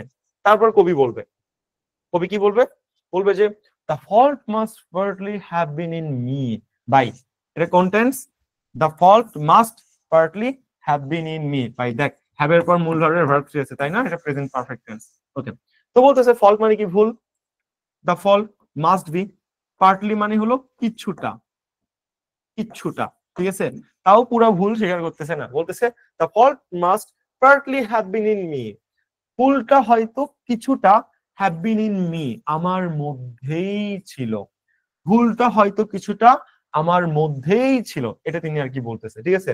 দ্য ফল্ট মানে হলো ভুলটা, হ্যাভ বিন ইন মি মানে আমার মধ্যেই, হ্যাভ বিন যেহেতু প্রেজেন্ট পারফেক্ট আছে তাই শেষ করে দিচ্ছে, তো বলতেছে ভুলটা আমার মধ্যেই ছিল, মাস্ট মাস্ট হয়তো মানে সরি অবশ্যই, আর পার্টলি মানে কিছুটা, ভুলটা অবশ্যই কিছুটা আমার মধ্যেই। কবি পরে যে অনুভব করতেছে যে আমি যে পাখিকে উড়াই যেতে বলতেছি, পাখির কাছে কিচিমিচি করে, ও কেন উড়ে যাবে, দোস্ত আমার, আমি কেন পাখিকে কিচিমিচি করতে না করতেছি, আমার তো এই রাইট নাই কাউকে কিচিমিচি করতে না করা, তাই না, এই রাইট তো আমার নাই। তো কবি এটা বলতেছে যে the fault must partly have been in me, ভুল অবশ্যই কিছুটা আমার মধ্যেই ছিল, কবি স্বীকার করে নিচ্ছে।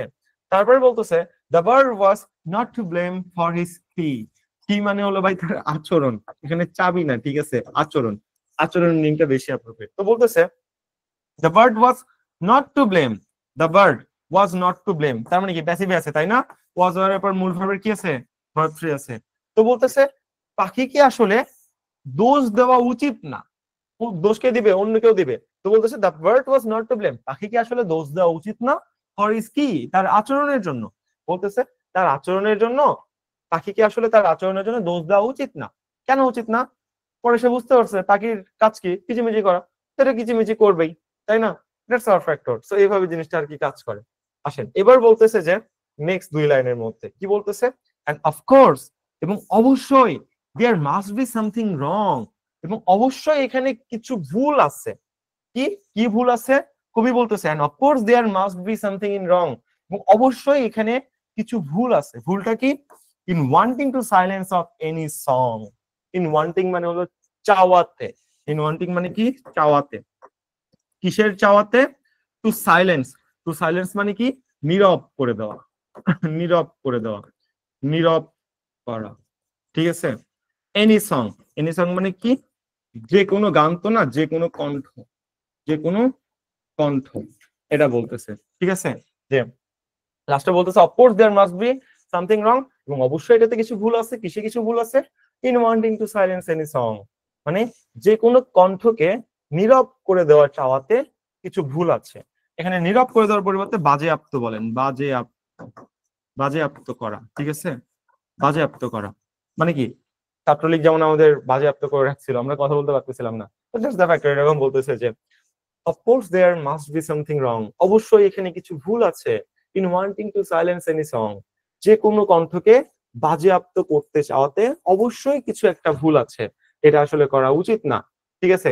তো এটা বলতেছে যে এই কবিতা থেকে আমাদের শিক্ষণীয় ব্যাপার হলো যে আপনি দুইটা শিক্ষণীয় ব্যাপার থাকে, আমার একটা যেটা যে ধরেন আপনার হাতে পাওয়ার আছে, ঠিক আছে, অনেক পাওয়ার আছে, আপনি পাওয়ারের অপব্যবহার করতেছেন। হুম, ওই যে আমাদের অতীতকালে ছিল 15-16 বছর যারা কথা বলা যেত না, আমাদের মানবাধিকার লঙ্ঘন করা ছিল, আমরা মুখ ফুটে কথা বলতে পারতাম না, তো তখন ওনারা অনেক মানে বেশি পাওয়ার দেখাইছে, ঠিক আছে, আমাদের কণ্ঠ বাজেয়াপ্ত করে নিছে। 1952 সালে বাংলা ভাষায় কথা বলতে দেয়নি। তারপরে কি হলো, যখন পতন হলো একদম ভয়ানক অবস্থা, সবার কিন্তু পলায়ন করতে হয়েছে, সবাইকে জেলে পর্যন্ত ঢুকাচ্ছে। তো এটাই বলতেছে যে আমাদের এমন কিছু চাওয়া উচিত না যেটা আসলে ভুল, যেটা আসলে আমার সীমা লঙ্ঘন করা, যেটাতে আসলে বাড়াবাড়ি করা হয়। কখনো কোনো কিছুতে বাড়াবাড়ি করা উচিত না, তুমি যদি বাড়াবাড়ি করো শিওর শট তুমি পরবর্তীতে ধরা খাবা, ঠিক আছে, দ্যাটস দ্য ফ্যাক্টর। এটাই আসলে বলতেছে যে প্রকৃতির নিয়মে একটা পাখি স্বাধীনভাবে কিচিমিচি করবে, খুবই স্বাভাবিক, তুমি কেন চাইবা যে সে কিচিমিচি না করুক, তাহলে এটা তোমার বাড়াবাড়ি করা উচিত না, বাড়াবাড়ি করলে তুমি পরবর্তীতে এর ফল অবশ্যই ভোগ করবা, ঠিক আছে। সেটাই তিনি আসলে বোঝানোর চেষ্টা করতেছে, এটাকে বাস্তব জীবনের সাথে একটু রিলেট করেন। তার মানে কি, বাস্তব জীবনে আপনার কখনোই ক্ষমতার অপব্যবহার করা উচিত না, ক্ষমতার সদ্ব্যবহার করতে হবে। ক্ষমতা এখন আছে, আপনি অপব্যবহার করবেন, কালকে আপনার পতন ঘটুক, দেখছিলেন বঙ্গবন্ধু শেখ মুজিবুর রহমানের জাস্ট পতন ঘটা মাত্র, মানে শেখ হাসিনার পতন ঘটা মাত্র তার সাথে কি করা হয়েছে, তার ওই যে স্তম্ভগুলো বানানো ছিল, ঠিক আসলে উচিত ছিল কখনোই উচিত ছিল না। বলতেন ভাইয়া আপনি কি আওয়ামী লীগ লাভার? না ভাই, উনি 1971 সালে তো জান প্রাণ দিয়ে যাই করুক, স্বার্থ হোক যেমনি হোক, আমাদের দেশটাকে তো স্বাধীন তো করছিল, তাই না? সেই পরিমাণ রেসপেক্ট তিনি ডিজার্ভ করে। হ্যাঁ, ওই রেসপেক্ট তিনি ডিজার্ভ করে, আমরাও তাকে রেসপেক্ট করি, আলহামদুলিল্লাহ। কিন্তু তার পরবর্তী প্রজন্ম এমন কার্যকলাপ আমাদের সাথে করছে, মনে এতটা বিতৃষ্ণা জন্মায় গেছে যে কিছু মানুষ জাস্ট পতন ঘটার সাথে সাথে সব একদম গুড়া একদম মারাই ফেলছে, বুঝছেন? এই জন্য বলে যে ক্ষমতার কখনো অপব্যবহার করা উচিত না। ক্ষমতা যখন আপনি যত বেশি পাওয়ারফুল হবেন, মানুষের সাথে তত বেশি বিনয়ী হন, যাতে করে আপনার ক্ষমতা ছুটে গেলে বা চলে গেলে তারা আপনার প্রতি মানে ক্রুদ্ধ না হয় এবং তারা আপনাকে সর্বোচ্চ ভালোবাসে, আপনাকে কাছে টেনে নেয় বা এগিয়ে নেয়। এটা খুব বেশি পরিমাণ জরুরি ব্যাপার। এটা আমরা রবার্ট ফ্রস্টের কবিতা থেকে বুঝতে পারি এবং রবার্ট ফ্রস্ট এটা বুঝতে পারে যে না, আমার এই চাওয়াটা উচিত না। চলেন আমরা একটা গ্লান্স একটু পড়ার চেষ্টা করি তিনি কি বলতেছে। I have wished a bird would fly away. আমার অনেক ইচ্ছা এই পাখিটা এখান থেকে অনেক দূরে উড়ে যাক। And not sing by my house all day. এবং সারাদিন আমার বাড়ির চারপাশে কিচিমিচি না করুক। I clapped my hand at him from the door. দরজার সামনে এসে হাততালি দিয়ে তাকে উড়িয়ে দিয়েছি। When it seemed as if I could bear no more. তখনই আমার এটা মনে হয় যেন আমি এটা সহ্যই করতে পারি না। তারপর বলতেছে, the fault must probably have been in me. ভুল অবশ্যই কিছুটা আমার মধ্যেই। The bird was not to blame for his key. পাখিটাকে তার আচরণের জন্য দোষারোপ করা উচিত ছিল না বা উচিত নয়। And of course there must be something wrong in wanting to silence any song. এবং অবশ্যই কি কোন কণ্ঠকে বাজেয়াপ্ত করার চাওয়ার মধ্যে ভুল আছে, এটা উচিত না। এবং বলতেছে এবং অবশ্যই কোন কণ্ঠকে বাজেয়াপ্ত করতে চাওয়ার মাঝে ভুল লুকায়িত আছে এবং এটা কখনো করা উচিত না। দুই লাইন একত্রে বললাম, আর এক লাইন করে বললে কি হতো? অবশ্যই এই চাওয়াতে কিছু ভুল আছে যেখানে একটা কণ্ঠকে বাজেয়াপ্ত করা হয়। এই আর কি হলো তার লেখা কবিতা। ঠিক আছে, আমরা কয়টা কবিতা বললাম? 3টা কবিতা বললাম। নেক্সট, তাহলে আমরা টাইগার আর বিশ্ব স্যার লর্ড বায়রনের লেখা কবিতা she was in a beauty, এটা আমরা একটু স্কিপ করতেছি। ঠিক আছে, এটা নেক্সট দিন পড়বো, এটা পড়তে গেলে জানটা বের হয়ে যাবে। আসেন এটা পড়ি। I died for ভিডিও দেখা যাচ্ছে না ভাই। দেখা যাচ্ছে না, বের হয়ে নতুন করে ঢোকেন, সব ঠিক আছে, আমি দেখতে পাচ্ছি, নেট প্রবলেম। আচ্ছা, I died for beauty, এটা মনে হয় আমার দেখা অন্যতম শ্রেষ্ঠ কবিতা। ভাই সবগুলাকেই তো শ্রেষ্ঠ বলেন, এখন সুন্দরকে তো সুন্দর বলবো, এটাই কি স্বাভাবিক না? সবগুলাই যে সুন্দর কি বলবো, তাই সবগুলোকে শ্রেষ্ঠ বলতে হয়। দেখেন এই কবিতার লাস্টের 2 লাইনে দেখেন এই যে until the moss had reached all this and covered up our names, এই 2টা লাইন এই কবিতার কি ঘুরাই দেয় বলেন তো? এই 2টা লাইন এই কবিতার ফুল মিনিংই ঘুরাই দেয়। এত সুন্দর আমি আপনাকে বুঝাইতে পারবো না। চলেন দেখি আমরা কিভাবে ঘুরাই দেয়, একটু দেখার চেষ্টা করি তিনি কি বলতেছে, আমরা একটু বুঝি। তার লেখা I died for beauty. Beauty মানে কি? সুন্দর। I died মানে কি? আমি মৃত্যুবরণ করেছিলাম। ফর মানে জন্য, সৌন্দর্যের জন্য আমি মৃত্যুবরণ করেছিলাম। এখান থেকে আসে যে I died for beauty। Emily Elizabeth ডিকিনসনের লেখা একটা কবিতা, আমেরিকান পয়েট। 1830 যার জন্ম এবং 1886 সালে তিনি মৃত্যুবরণ করেন। ঠিক আছে, তাহলে বুঝেন যে আমেরিকানরা সাহিত্যিক দিক থেকে কত বেশি স্পেশাল। যা দেখতেছি সব হয় আমেরিকান, না হয় ইংল্যান্ডের পয়েট। ভাবা যায় এত সুন্দর ভাই রে ভাই। মানে আমেরিকা মানে ওই গ্লোবালাইজেশনের পর থেকে, দ্বিতীয় বিশ্বযুদ্ধের পর থেকে সব জায়গাতেই মানে বেস্ট। আর 91 পর যখন পরাশক্তি হিসেবে আত্মপ্রকাশ করলো, স্নায়ুযুদ্ধে রাশিয়ার পরাজয় ঘটলো, তখন থেকে বাকি 20 বছর তো 30টা যুদ্ধ নিজেদের জড়াইছে। মানে যুদ্ধ 2010 সাল পর্যন্ত একদম ধ্বংস করে দিয়েছে সবকিছু। কি একটা অবস্থা! কি সারা জীবন এরকম রাজত্ব করতে পারবে না? এই যে ক্ষমতার অপব্যবহার করতেছে, জাস্ট যখন ধস নামবে পুরা আমেরিকান সাম্রাজ্য গুড়াই দিবে, পুরা দেশ একত্রিত হয়ে ওনাদের বিরুদ্ধে লড়াই করবে। ক্ষমতার অপব্যবহার করা উচিত না, খুবই খারাপ একটা জিনিস। আচ্ছা আসেন, তিনি বলতেছে I died for beauty. Died মানে মৃত্যুবরণ করেছিলাম, ফর বিউটি মানে হলো সৌন্দর্য। সৌন্দর্যের জন্য আমি মৃত্যুবরণ করেছিলাম। But was scared just right in the tomb. এটার মধ্যে একটা লাইন হিডেন আছে। হিডেনটা কি? I died for the beauty and it was scared. It was scared. S-C-A-R. It was scratch. I died for beauty and it was scratch. But I was scratch adjusted in the tomb. এইটুকু line hidden আছে, বুঝছেন? তাহলে বুঝতে সুবিধা হয়, একটু বুঝেন তো। বলতেছে আমি সৌন্দর্যের জন্য মৃত্যুবরণ করেছিলাম, and it was scratch. Scratch মানে কি? এটা দুর্লভ, দুর্লভ, দুর্লভ, দুর্লভ। খুব কম মানুষই আছে যারা সৌন্দর্যের জন্য মৃত্যুবরণ করে। কত কোটি মানুষ বাংলাদেশে? 18 কোটি। কয়জন সৌন্দর্যের জন্য মৃত্যুবরণ করছে? হাতে গোনা কয়েকজন। তার মধ্যে একজনকে রংপুরের আবু সাইদ। এখান থেকে এবার কোশ্চেন আসবে, এটাকে বলা হলো সৌন্দর্যের জন্য মৃত্যুবরণ করা। এই বাংলাদেশ 2.0 গিফট করার জন্য তিনি তার জীবনটা দিয়ে দিচ্ছেন, তাই না? তো এটাই বলতেছে যে আই ডাইড ফর বিউটি, আমি সৌন্দর্যের জন্য মৃত্যুবরণ করেছিলাম, এন্ড ইট ওয়াজ স্ক্র্যাচ। এটা খুবই দুর্লভ, এইরকম মৃত্যু সবার হয় না, এটা খুবই সৌভাগ্যের একটা ব্যাপার। এমন মৃত্যু সবার সাথে ঘটে না, একদম ডিরেক্ট জান্নাত, রাইট? আমাদের মানে পবিত্র গ্রন্থ অনুসারে আমি যতটুকু জানি সেটা আর কি বলতেছি যে আপনি যদি কি বলে আসলে জুলুমের বিরুদ্ধে ইসলাম প্রতিষ্ঠা করতে চেয়ে মৃত্যুবরণ করেন, তখন আপনি কি শহীদ বলে গণ্য হন, তাই না? আবার মাতৃভূমির জন্য যদি কোনো কিছু করেন, সেটাও কি শহীদ বলে গণ্য হন। এখন যারা জীবন দিয়েছে তাদেরটা অ্যাকচুয়ালি শহীদ কিনা আমি আমার দিক থেকে এক্সপ্লেন করতে পারতেছি না, আমি কোনো স্কলার না, তো এটা আমি পারফেক্টলি জানি না, আপনারা অন্য কারো থেকে জেনে নেবেন। বাট সবাই শহীদ বলতেছে, আমার মতো শহীদ হওয়া উচিত, আমার একটা ধারণা, আমার মত দেওয়ার কেউ না, কারণ আমি এখানে স্কলার না, রাইট? সেই হলো ফ্যাক্টর। তো বলতেছে আমি সৌন্দর্যের জন্য মৃত্যুবরণ করেছিলাম, ইট ওয়াজ স্ক্র্যাচ, এটা ছিল দুর্লভ। তার মানে কি, যেহেতু সৌন্দর্যের জন্য মৃত্যুবরণ করছিলাম, এটা অনেক দুর্লভ, কারণ আমি ডিরেক্ট জান্নাতে যাব, খুবই স্বাভাবিক ব্যাপার, কবি মনে মনে এমন চিন্তা করতেছে। তারপরে বলতেছে কিন্তু I was scratch adjusted in the Tom, কিন্তু তারপরও আমি ভীত ছিলাম। স্ক্র্যাচ মানে আরো কি হয়, এটা মিনিং কি হয়? ভীত, ভীত, ভয় পাওয়া, ভীত। কিন্তু তারপরে আমি ভীত ছিলাম, adjusted in the Tom, Tom মানে হলো কবর, অ্যাডজাস্টেড মানে কি? খাপ খাইয়ে নেওয়া, খাপ খাইয়ে নেওয়া, খাপ খাইয়ে নেওয়া। বলতেছে আমি সৌন্দর্যের জন্য মৃত্যুবরণ করেছিলাম এবং এটা অনেক দুর্লভ ছিল, কিন্তু তারপরও আই ওয়াজ স্ক্র্যাচ, আমি অনেক ভীত ছিলাম, অ্যাডজাস্টেড ইন দ্য টম, যে কবরে কিভাবে মানিয়ে নিব, কবরে কিভাবে আমি খাপ খাইয়ে নিব। বুঝছেন? এই হলো আমাদের কাছে ফ্যাক্টর। আই থিঙ্ক এই জিনিসটা আপনি বুঝতে পারতেছেন। জাস্ট ফিল করেন যে কবিতাটা কত সুন্দর, মানে কবির মাথা থেকে এত সুন্দর জিনিস কিভাবে আসতে পারে, ফিল করেন তো।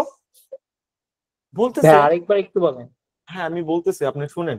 আই ডাইড ফর বিউটি, আমি সৌন্দর্যের জন্য মৃত্যুবরণ করেছিলাম, এন্ড ইট ওয়াজ স্ক্র্যাচ, এবং এটা ছিল দুর্লভ।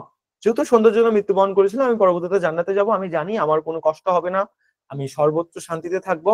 কবি তারপরও বলতেছে যতই এটা দুর্লভ হোক, বাট আই ওয়াজ স্ক্র্যাচ, আমি অনেক ভীত ছিলাম, অ্যাডজাস্টেড ইন দ্য টম, কিভাবে কবরে নিজেকে মানিয়ে নিব, এটার জন্য আমি অনেক ভীত ছিলাম। কবি প্রথম লাইন এটা আর কি বলতেছে, ঠিক আছে? যে কবরে আমি কিভাবে মানিয়ে নিব, এটা নিয়ে আমি অনেক ভীত ছিলাম। যদি আমি সৌন্দর্যের জন্য মৃত্যুবরণ করেছি, যদি এটা অনেক দুর্লভ, আমি জান্নাতে যাব সব জানি, কিন্তু আমি অনেক ভীত ছিলাম যে কবরে আমি কিভাবে মানিয়ে নিব। এটা কবি প্রথমে বলতেছে প্রথম 2 লাইনের মাধ্যমে। তারপর কি ভাই বলতেছে, কবি কি মুসলিম ছিলেন? এখন এইটা তো আমি ঠিক বলতে পারবো না তিনি কি ছিলেন, বাট তার কবিতার এক্সপ্লেনেশনটা এরকমই। যেমন ধরেন, শুধু আমি যতটুকু জানি, মুসলিম হোক, পৃথিবীর যেই মানুষই হোক, বা যাই হোক না কেন, একটা জিনিসে সবাই বিশ্বাস করেছে, আপনার একদিন মৃত্যুর স্বাদ গ্রহণ করতেই হবে। 6766টার মধ্যে আপনি একটা আয়াতকে কখনো অস্বীকার করতে পারবেন না, প্রত্যেক মানুষকে মৃত্যুর স্বাদ গ্রহণ করতেই হবে। এখন তিনি হয়তো খ্রিস্টান ছিলেন বা সামথিং লাইক দ্যাট ছিলেন, খ্রিস্টানদেরও তো মৃত্যুবরণ করতে হবে, তাই? তো এইভাবে তো জিনিসটা আর কি আসছে। তো তিনি এই এই এই ফিলিংসটা এখানে আসলে বলার চেষ্টা করতেছে, যেহেতু মৃত্যু নিয়ে কথা, তার মানে শিওর থাকেন ইহুদি হবে না, তো কি হতে পারে? খ্রিস্টান হতে পারে, মুসলিম অন্তত না, কারণ আমেরিকান। খ্রিস্টান হওয়ার সম্ভাবনা সবচেয়ে বেশি। প্রেডিকশন আপনি সার্চ দিয়ে দেখে নিতে পারেন যে ইমিলি ডিকিনসনের রিলিজিয়নটা কি ছিল, চ্যাট জিপিটিতে এখনই সার্চ দিলে চলে আসবে। আচ্ছা, দেন বলতেছে when যখন one who died for truth was lain in an adjoining room, ঠিক আছে? তারপর কি হইলো? যখন একজন who died for truth, যে সত্যের জন্য মৃত্যুবরণ করেছে, was lain, প্যাসিভ আছে, was lain, was lain মানে কি? তাকে শুইয়ে রাখা হয়েছে, তাকে শুইয়ে রাখা হয়েছে। কোথায় শুইয়ে রাখা হয়েছে? In an adjoining room, in ভেতরে, কার ভেতরে রাখা হয়েছে? অ্যান একটা, অ্যাডজয়নিং মানে কি? জোড়া লাগানো, জোড়া লাগানো, জোড়া লাগানো। আর রুম মানে তো রুম বা ঘর, জোড়া লাগানো ঘর। তো অ্যাডজয়নিং রুম দ্বারা আমি কি বলতে পারি? একই ঘরে, বাংলা মিনিং বলতে পারি যে একই ঘরে, একই ঘরে, এটা মিনিংটা বিশ্বাস করবে। বলতেছে যখন আমি দেখলাম ওয়ান হু ডাইড, একজন যে মৃত্যুবরণ করেছে ফর ট্রুথ, সত্যের জন্য মৃত্যুবরণ করেছে, ওয়াজ লেইং, তাকে শুয়ে রাখা হয়েছে, ইন অ্যান অ্যাডজয়নিং রুম, একই ঘরে। যখন আমি দেখলাম একই ঘরে একজন যে সত্যের জন্য মৃত্যুবরণ করেছে, তাকে শুয়ে রাখা হয়েছে, তখন কি হইলো? হি কোশ্চেন, সে আমাকে জিজ্ঞাসা করেছিল সফটলি, মৃদুভাবে জিজ্ঞাসা করছিল ওয়াই আই ফেইল্ড। ফেইল্ড মানে কি বলেন তো? মারা যাওয়া। Y I died. ফেইল্ড এর এখানে বাংলা মিনিং কি আসবে? ডাইড আসবে। কি রে ভাই লিখতেছে না কেন? কি নষ্ট হয়ে গেল? আচ্ছা, ওয়াই আই ডাইড, ঠিক আছে, এটা ডাইড লেখেন। ফেইল্ড মানে কি? ডাইড, এটা বলতেছে। ফেইল্ড এখানে কিন্তু রূপক অর্থে, এখানে মিনিং কি আসবে? ডাইড আসবে, ঠিক আছে। তো বলতেছে ইন অ্যান অ্যাডজয়নিং রুম, তাকে যখন যে সত্যের জন্য মারা গেছে শুয়ে রাখা হয়েছিল আমার একই রুমে। তো হি কোশ্চেন সফটলি, সে আমাকে খুব মৃদুভাবে কোশ্চেন করছিল হোয়াই আই ফেইল্ড, আমি কেন মারা গেছি, মানে কবি কেন মারা গেছে, এটা ওই ছেলেটা কবিকে জিজ্ঞাসা করছে। দেন উত্তর দিচ্ছে কবি, কি উত্তর দিচ্ছে? ফর বিউটি, সৌন্দর্যের জন্য। আই রিপ্লাইড, আমি উত্তর দিয়েছিলাম সৌন্দর্যের জন্য আমি মারা গিয়েছি। এবং ওই ছেলেটা উত্তর দিছিল, যাকে পাশে শুয়ে রাখা হয়েছিল, আই ফর ট্রুথ। বলেন এটা কখনো সেন্টেন্স? আই ফর ট্রুথ, এখানে এটা এম দিতে হতো না, আই এম ফর ট্রুথ। জি, কিন্তু ভাই এটা কবিতা ভাই, কবিতায় বললাম না যে স্ট্রাকচার কোনো ম্যাটার করে না, matter is meaning. I am for truth হচ্ছে আই ফর ট্রুথ, এটা শুনতে বেশি আকর্ষণীয় লাগতেছে, এই জন্য তোমার এখানে বুঝে নিতে হবে এমটা হিডেন আছে। ওয়াজ, আই ওয়াজ ফর ট্রুথ, পাঁচটা যেহেতু ওয়াজটা হিডেন আছে, তোমার বুঝে নিতে হবে ভাই। ওকে, আই ওয়াজ ফর ট্রুথ, এবং আমি মৃত্যুবরণ করেছিলাম কি? সত্যের জন্য। এটা কে বললো? আই ওয়াজ ফর ট্রুথ, ওই ছেলেটা বললো। এবং তিনি এটাও বললো, ওই ছেলেটা, যে দ্য টু আর ওয়ান, এই দুইটা জিনিস একই। মানে তুমি মৃত্যুবরণ করেছো কবি কিসের জন্য? সৌন্দর্যের জন্য। আর আমি মৃত্যুবরণ করেছি সত্যের জন্য। So the two are one, এই দুইটা জিনিস একই জিনিস, কোনো ডিফারেন্সিয়েশন নাই। এটা ওই ছেলেটা কবিকে বলতেছে। দেন এটাও বললো উই ব্রেদেন আর, ওই ছেলেটা বললো যে আমরা ভাই ভাই, উই ব্রেদেন আর। ব্রেদেন মানে কি বলেন তো? ভাই ভাই বা ভ্রাতৃত্ববোধ, ভাই ভাই। ব্রেদেন মানে বোঝা গেল ভাই ভাই। এবং বলতেছে উই আর ব্রেদেন, এটাকে কি করলো? আর কে পরে দিল? ব্রেদেন কাকে দিল? মানে এখানে ফিলিংস দিতে হবে ভাই, প্রেডিকেট কাকে নিয়ে আসছে? উই ব্রেদেন আর। এবং সে বললো যে দেখেন, ঠিক আছে, এখন আমাদের ইসলাম ধর্ম বা খ্রিস্টান ধর্ম, সেখানে কি বলা আছে বলেন তো? প্রত্যেকে ভাই ভাই। হ্যাঁ, এই কনসেপ্টে বলা হচ্ছে যে উই ব্রেদেন আর, আমরা ভাই ভাই, এইরকম একটা কনসেপ্টে, বুঝছেন? বলে না যে প্রত্যেক মানুষ দুনিয়াতে, প্রত্যেক মানুষ ভাই ভাই, এইরকম কোন একটা মানে কণ্ঠে বা বুঝানোর সাপেক্ষে বলা হয়েছে। ওকে, আচ্ছা, মরার পর কথা বলে কেমনে ভাই? আমি কাদের পড়াচ্ছি? কই আছি আমি কি ক্লাস 2 বাচ্চাদের পড়াচ্ছি? এটা কবির মরার আগে একটা ফিলিংস, মৃত্যুবরণ করার আগে, যে মারা যাওয়ার পর আমাদের কি হবে, এইটা একটা ফিলিংস, এটা একটা আমরা কাল্পনিক অনুভূতি করতেছি। মরার পর কি কেউ কথা বলতে পারে রে ভাই? কোন দুনিয়াতে আছি? হাই হাই, কি বলে এগুলো? আচ্ছা, তো বলতেছে উই ব্রেদেনার। আর একজন কোশ্চেন তো ভাই, কবি তো মেয়ে ছিল, ভাই ভাই কেমনে হয়? ভাই কল্পনা জাস্ট কল্পনার জন্য, ঠিক আছে। তো বলতেছে উই ব্রেদেনার, আমরা ভাই ভাই, সে বললো।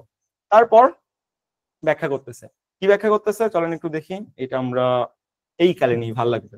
এন্ড সো, এবং সেহেতু, এবং সেহেতু অ্যাজ কিন্সম্যান, কিন্সম্যান মানে কি? আত্মীয়, নিকট আত্মীয়, নিকট আত্মীয়। অ্যাজ মানে কি? হিসেবে, হিসেবে, অ্যাজ কিন্সম্যান, এবং সেহেতু নিকট আত্মীয় হিসেবে কি? মেটা নাইট, মেটা নাইট মানে কি? এক, মেট মানে তো এখানে মিট করার পাস্ট ফর্ম, মানে দেখা করা, বাট এখানে দেখা করা হবে না, কাটানো, কাটানো বা পার করা, পার করা বা কাটানো। এখানে মিনিং আসবে উদযাপন করা, নাহলে নেগেটিভ হয়। হ্যাঁ, উদযাপন করা, উদযাপন করা। তো কি বলতেছে? বলতেছে যে এবং সেহেতু অ্যাজ কিন্সম্যান, নিকটাত্মীয় হিসেবে মেটা নাইট, আমরা একটা রাত সেখানে উদযাপন করছিলাম। মানে তুমি মারা গেছো ধরো হঠাৎ করে, ধরো তুমি জান্নাতে যাবা, এখন আরেকজন এসে বলতেছে আমি মারা গেছি সত্যের জন্য, তো আমরা তো দুইটা ভাই ভাই, তো তোমার একটা সঙ্গ বাড়লো না, যে হ্যাঁ আমার ভাল লাগতেছিল না কবরে, আমার জন্য কেউ একজন আসে আমার সাথে কথা বলতেছে, ভালো লাগবে। এরকম একটা, এরকম একটা ফিলিংসে তিনি বলতেছে যে যেহেতু এরকম কাউকে আমি খুঁজে পাইছি, সেহেতু আমি এবং সেহেতু অ্যাজ কিন্সম্যান, নিকটাত্মীয় হিসাবে মেটা নাইট, আমরা একটা রাত উদযাপন করেছিলাম সুন্দরভাবে, মানে কথা বলতে বলতে রাত উদযাপন করেছিলাম। দেন বললো কি করছিলাম? উই টক, আমরা কথা বলেছিলাম বিটুইন দ্য রুমস, যেহেতু অ্যাডজয়নিং রুম ছিল, লাগালাগি রুম ছিল, তো বলতেছে আমরা কথা বলেছিলাম ওই লাগালাগি রুমের মাঝখানে, আমরা দুইজন কি করেছিলাম? কথা বলেছিলাম, ঠিক আছে। এটা তিনি আর কি বলতেছে। লাস্টের লাইন সবচেয়ে সুন্দরতম, যে লাইনটা পড়ার পর আমার গায়ে একদম কাটা দিয়ে উঠছে, মানে এত সুন্দর কিভাবে হইতে পারে? জাস্ট ফিল, যে ওনারা কতক্ষণ কথা বলছে, জাস্ট ফিল ইট, আমি মিশাই দিচ্ছি, জাস্ট ফিল, গায়ে মানে কাটা দিয়ে উঠবে যে until the moss had reached our lips and covered up our names. বুঝেন, বলতেছে দ্য মস মানে কি, শ্যাওলা, শ্যাওলা, যতক্ষণ পর্যন্ত না শ্যাওলা হ্যাড রিচড মানে হলো পৌঁছেছিল, পৌঁছেছিল আওয়ার লিপস আমাদের ঠোঁটে, আমাদের ঠোঁটে যতক্ষণ পর্যন্ত না শ্যাওলা পৌঁছেছিল, এন্ড কভারড আপ এবং পরিপূর্ণ করে ফেলেছিল, এন্ড কভারড আপ মানে পরিপূর্ণ করে ফেলেছিল বা ঢেকে ফেলেছিল, ঢেকে ফেলেছিল আওয়ার নেমস আমাদের নামকে। এটাকে ব্যাখ্যা দিতে পারবেন? যদি পারেন বুঝবো যে আপনার সাহিত্যিক দিক থেকে অনেক অনেক অনেক অনুভূতি প্রবণ, কেউ বলতে পারবেন? রাত উদযাপন করা মানে একই সাথে রাত মানে অতিবাহিত করে দেওয়া, ঠিক আছে, এটাকে রাত উদযাপন বলে। তারা কথা বলতে অনেক দিন পর দেখলো, ধরেন 5 বছর পর আপনি নিকটে আপনার বাসায় আসলো, আপনি সারা রাত গল্প করে কাটিয়ে দিলেন, এটাকে বলতেছে রাত উদযাপন করা, ঠিক আছে। রাত কাটানো নেগেটিভ মিনিং হয় না, তো রাত উদযাপন করা, রাত এই কাটাই ফেলা, এরকম করে একটা মিনিং, উদযাপন করাটা এই জন্য বেশি। কেউ বলতে পারবেন? Until the moss had reached our lips, যতক্ষণ না পর্যন্ত শৈবাল বা শ্যাওলা আমাদের ঠোঁটের উপর এসে পৌঁছেছিল, এন্ড কভারড আওয়ার নেম এবং আমাদের নাম ঢেকে ফেলেছিল, ততক্ষণ পর্যন্ত আমরা কথা বলেছিলাম দুইজন ওই ঘরের মাঝখানে। কে বলতে পারবেন কি এটা মিনিং? এটার মিনিংটা চিরকাল পর্যন্ত হচ্ছে না? বলেন মিনিং কি, বাহ্যিক মিনিং কি, কি বুঝাতে চাইছে কবি এখানে? ফিলিংসটা কি? লাস্ট লাইনে এসে সব ঘুরাই দিছে। অনন্তকাল পর্যন্ত তারা কথা বলতেছিল। না, হয়নি, আনটিল বলছে।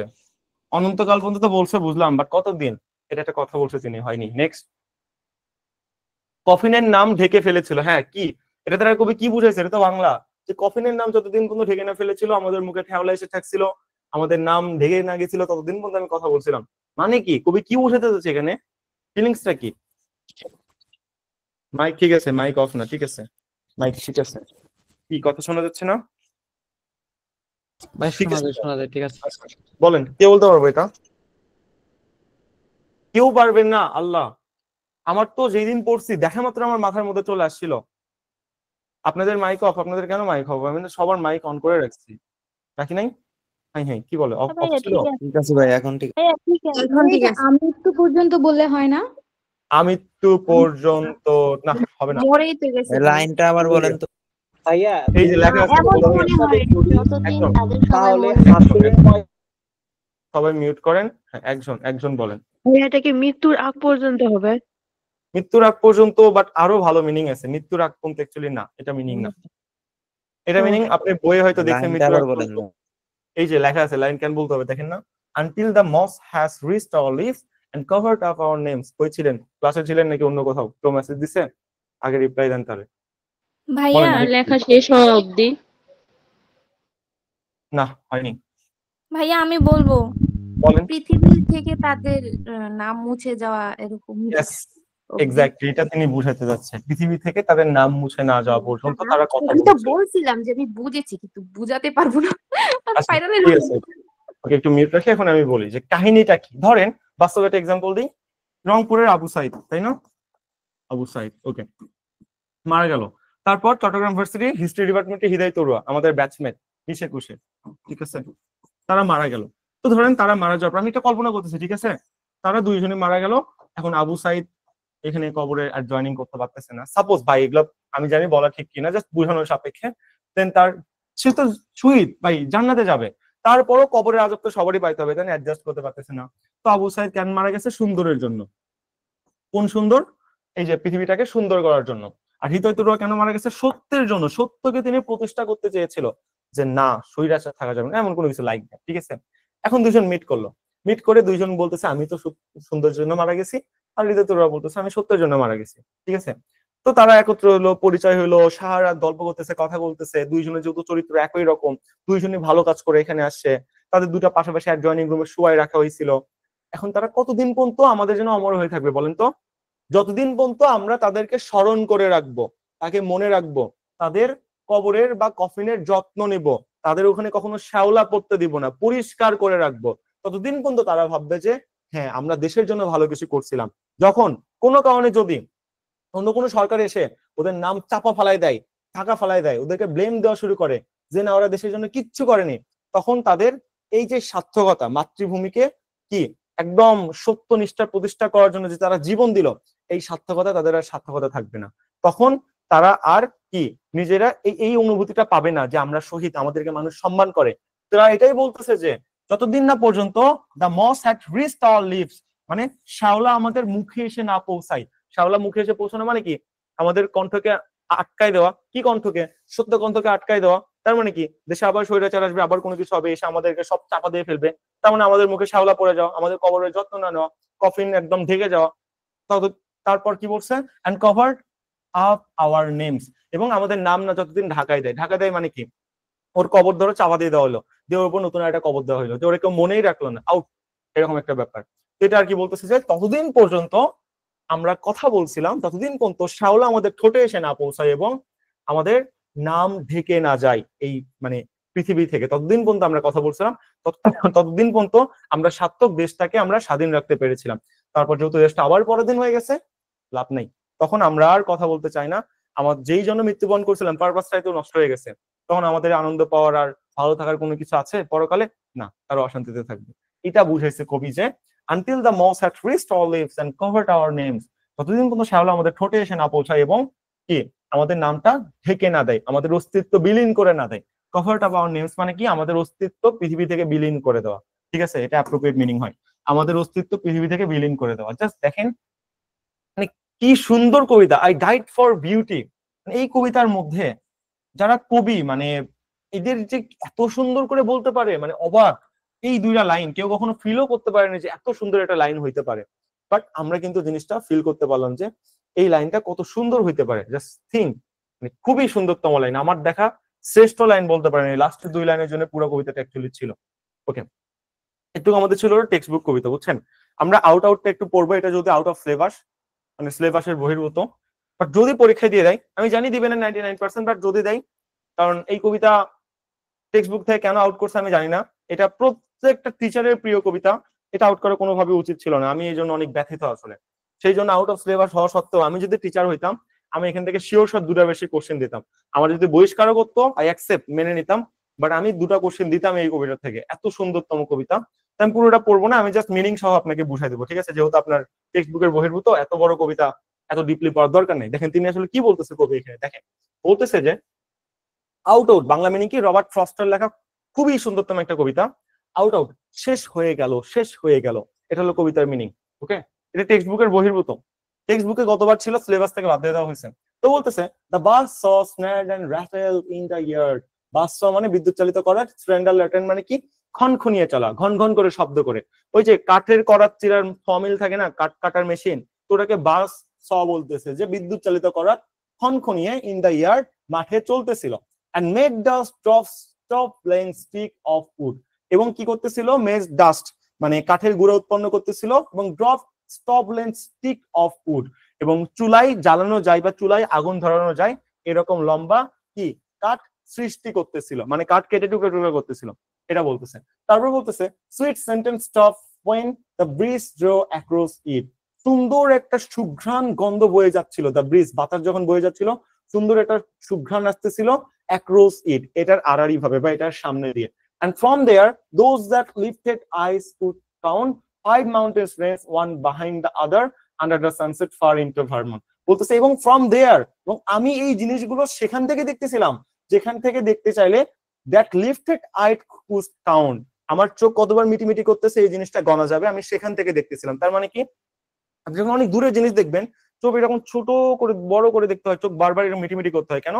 ক্যামেরা যেন আমি ফোকাস করি, চোখ আপনি যখন বারবার মিটিমিটি করেন তখন বেশি ফোকাস হয়, আপনার জন্য স্পষ্ট দেখতে পান। তার মানে খুবই জিনিসটা দেখতেছিল অনেক দূর থেকে, কত দূর থেকে, ফ্রম দেয়ার সেখান থেকে দেখতেছিলাম, যেখান থেকে দেখার জন্য লিফটেড আইস কুড কাউন্ট, আমার চোখের পাতা কতবার আমি চোখ বন্ধ করতেছি এটা গণা যায়।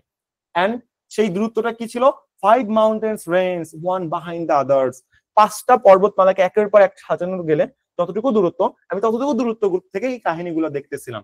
Under the sunset far into Vermont, Vermont হলো কানাডার আপনার একটা বর্ডার, ওই বর্ডারের দিকে তাকাইলে মনে হয় যে আপনার ওর নিচে যেন সূর্য চলে যাচ্ছে, সূর্য ডুবে যাচ্ছে, এটা বলতেছে যে, এবং under the sunset far into Vermont, এবং আপনার কানাডার যে ভারমন্ট যে বর্ডারটা ছিল বা যে জায়গাটা ছিল ওই সময়টাই সূর্য ডুবে যাচ্ছিল, মানে সন্ধ্যা হওয়ার মুহূর্ত, গোধূলি মুহূর্ত, কবি গোধূলি মুহূর্তে 5টা পর্বত একের পর এক সাজাইলে যত দূর হয় এত দূর থেকে এই জিনিসগুলো দেখতেছিল, যে বিদ্যুৎ চালিত করাত চলতেছে, সেখানে সুন্দর সুঘ্রাণ বয়ে আসতেছে, ছোট ছোট কাঠের টুকরো উৎপন্ন হচ্ছে, এবং এত দূর থেকে দেখতেছে যে দেখার জন্য কবির চোখের পাতাগুলো গণা যাবে, কতবার কবি চোখ চোখ বন্ধ করতেছে খুলতেছে, এটা গণা যাবে। তার মানে দূরত্ব এখানে প্রকাশ করার চেষ্টা করতেছে। এবং সময়টা কখন ছিল?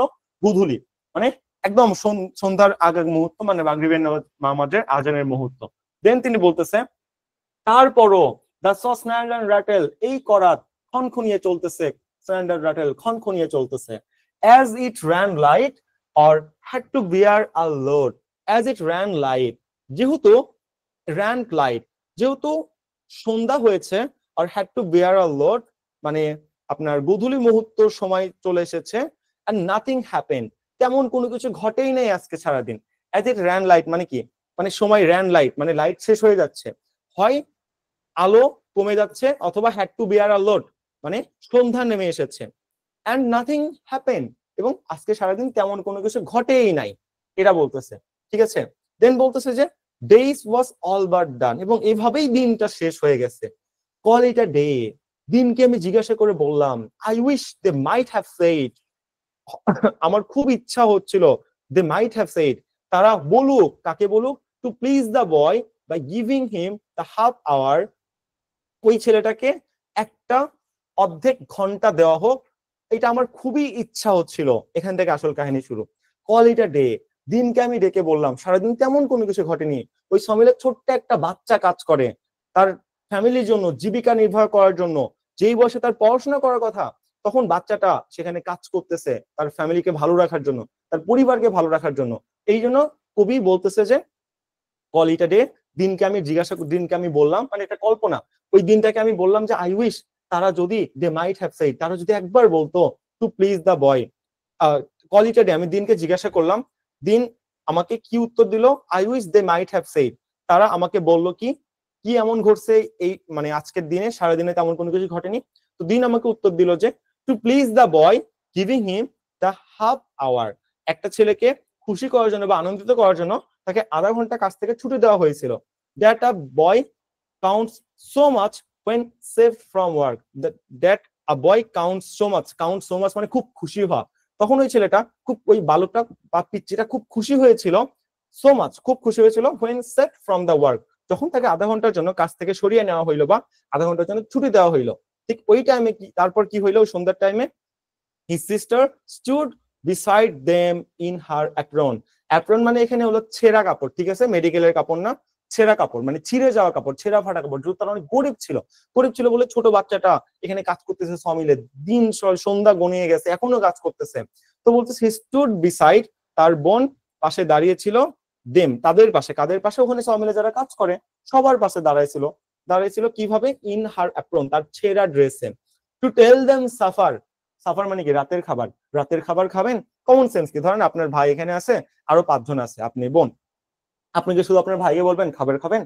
আপনার জিজ্ঞাসা বশত সবাইকে বলবেন না আপনি খাবেন, খেতে বসেন, তারা বলবে না, দেন আপনি আপনার ভাইকে শুধু দিবেন, এটাই তো ম্যাটার। তো এইরকম বলতেছে টু টেল দেম সাফার, তাদেরকে ওখানে যারা ছিল মানে মানুষ ছিল সবাইকে তার বোন জিজ্ঞাসা করছে যে আপনারা কি রাতের খাবার খাবেন, যেহেতু রাত গনিয়ে আসছে। এট দ্যাট ওয়ার্ড, এই সাফার রাতের খাবার শুনতেই, দ্য স মানে কি ওই করারটা, as if to prove saws knew what supper mean, যেহেতু এই করাতে প্রমাণ করতে হবে যে সাফার মানে কি, এটা আমি প্রুফ দিব বা প্রমাণ দিব, এটা বোঝানোর জন্য ওই করারটা কি করলো? বিদ্যুৎ চালিত করার lift out the boy's hand, ওই ছোট বাচ্চাটার হাতের উপরে উঠে গেল। And or seem to leave, অথবা হাতি ওই ছোট বাচ্চার পিচ্চিটার হাতি করাতের উপর উঠে গেছে, যে কোনো কিছু একটা ঘটছে, এরকম বলতেছে। যে সাফার জিজ্ঞাসা করছে মানুষদের, করাত এখন প্রমাণ করতে চাই যে সাফার মানে কি আমি জানি, এটা প্রমাণ করার জন্য করাত কি করলো? Saws knew what supper meant, তার বুঝাইতে হবে এই সাফার মানে রাতের খাবার কি। সেই জন্য ওই করাতটা ছেলেটার হাতের উপর উঠে গেল, অর সিম টু লিভ, অথবা ছেলেটার হাতি করাতের উপর উঠে চলে গেল। He must have given the hand, তো যাই হোক he must have given the hand, তার হাতটাকে খোয়াতেই হইলো, তার হাত কাটাই পড়লো, ছোট বাচ্চাটার হাত কাটাই পড়লো। হাওয়ার, যাই হোক, ইট ওয়াজ, যাই ঘটুক, নিদার রিফিউজ দ্য মিটিং বলতেই হলো এই অবস্থা বা এই সিচুয়েশনটাকে কোনোভাবেই আটকানো গেল না, যাই হোক সিচুয়েশনটাকে কোনোভাবেই আটকানো গেল না। বাট দ্য হ্যান্ড, কিন্তু হাতটা, দ্য ভাই ফার্স্ট আউটক্রাই ওয়াজ আ রুফুল লাভ, ওই ছোট বালকের প্রথম আউটক্রাই আত্মচিৎকার ছিল ওয়াজ আ রুফুল লাভ, রুফুল মানে বেদনাদায়ক, লাভ মানে হাসি, ওই ছোট বাচ্চাটার প্রথম আত্মচিৎকার ছিল একটা বেদনাদায়ক হাসি। কেন বেদনাদায়ক হাসি? দেখেন, as he sung towards them holding up the hands half in appeal but half as if to keep the life from spilling, তার মানে তখন কি হলো, as he swung মানে সে ফুপিয়ে ফুপিয়ে আসলো বা লাফিয়ে লাফিয়ে আসলো towards them, তাদের সবার সামনে, কি হোল্ডিং আপ দ্য হ্যান্ড, যেই হাত কাটা পড়ছে ওই হাত এক হাত দিয়ে ধরছে, ধরে ফুপিয়ে ফুপিয়ে কান্না করতে করতে ওই বাচ্চাটা সবার সামনে এগিয়ে আসলো। হাফ ইন অ্যাপিল, অর্ধেক ছিল এটা অ্যাপিল বা অর্ধেক ছিল একটা জিজ্ঞাসা যে আমার সাথে এমন কেন হইলো, আমার হাত কেন কাটা পড়লো, but half as if to keep the life from spilling, আর বাকি অর্ধেক ছিল যে as if to keep the life from spilling, এই জীবনটাকে বাঁচানোর জন্য, এই জীবনটা যেন ধ্বংস না হয় এটা আটকানোর জন্য তার হাফ মানে অবজেকশন ছিল। কেন? সে ছোট একটা বাচ্চা, এখন তার হাত যে কাটা বললো, আমার এখন কি হবে, আমার বাবা মাকে কে দেখবে, আমার ছোট ভাই ছোট বোন আছে তাকে কে দেখবে, আমি এখন কি করব, আমার হাত যেন কাটা না পড়ে, আমাকে বাঁচাও, এরকম আর কি ব্যাপারটা, তার একটা অনুভূতি ছিল, এটাকে বলতেছিল রুফুল লাভ। এবং হাতটা নিজের কাটা হাতটা ধরে সে চলে আসলো, হাফ ইন অ্যাপিল, অর্ধেক ছিল আমার সাথে এমন কেন হইলো, বাকি অর্ধেক ছিল আমার ফ্যামিলিকে আমার দেখতে হয়, তো আমার তো তাদেরকে বাঁচাইতে হবে, আমি এখন কি করব, আমার ফ্যামিলিকে আমার কি দেখবে, আমি মরে গেলে, এরকম তার ছিল।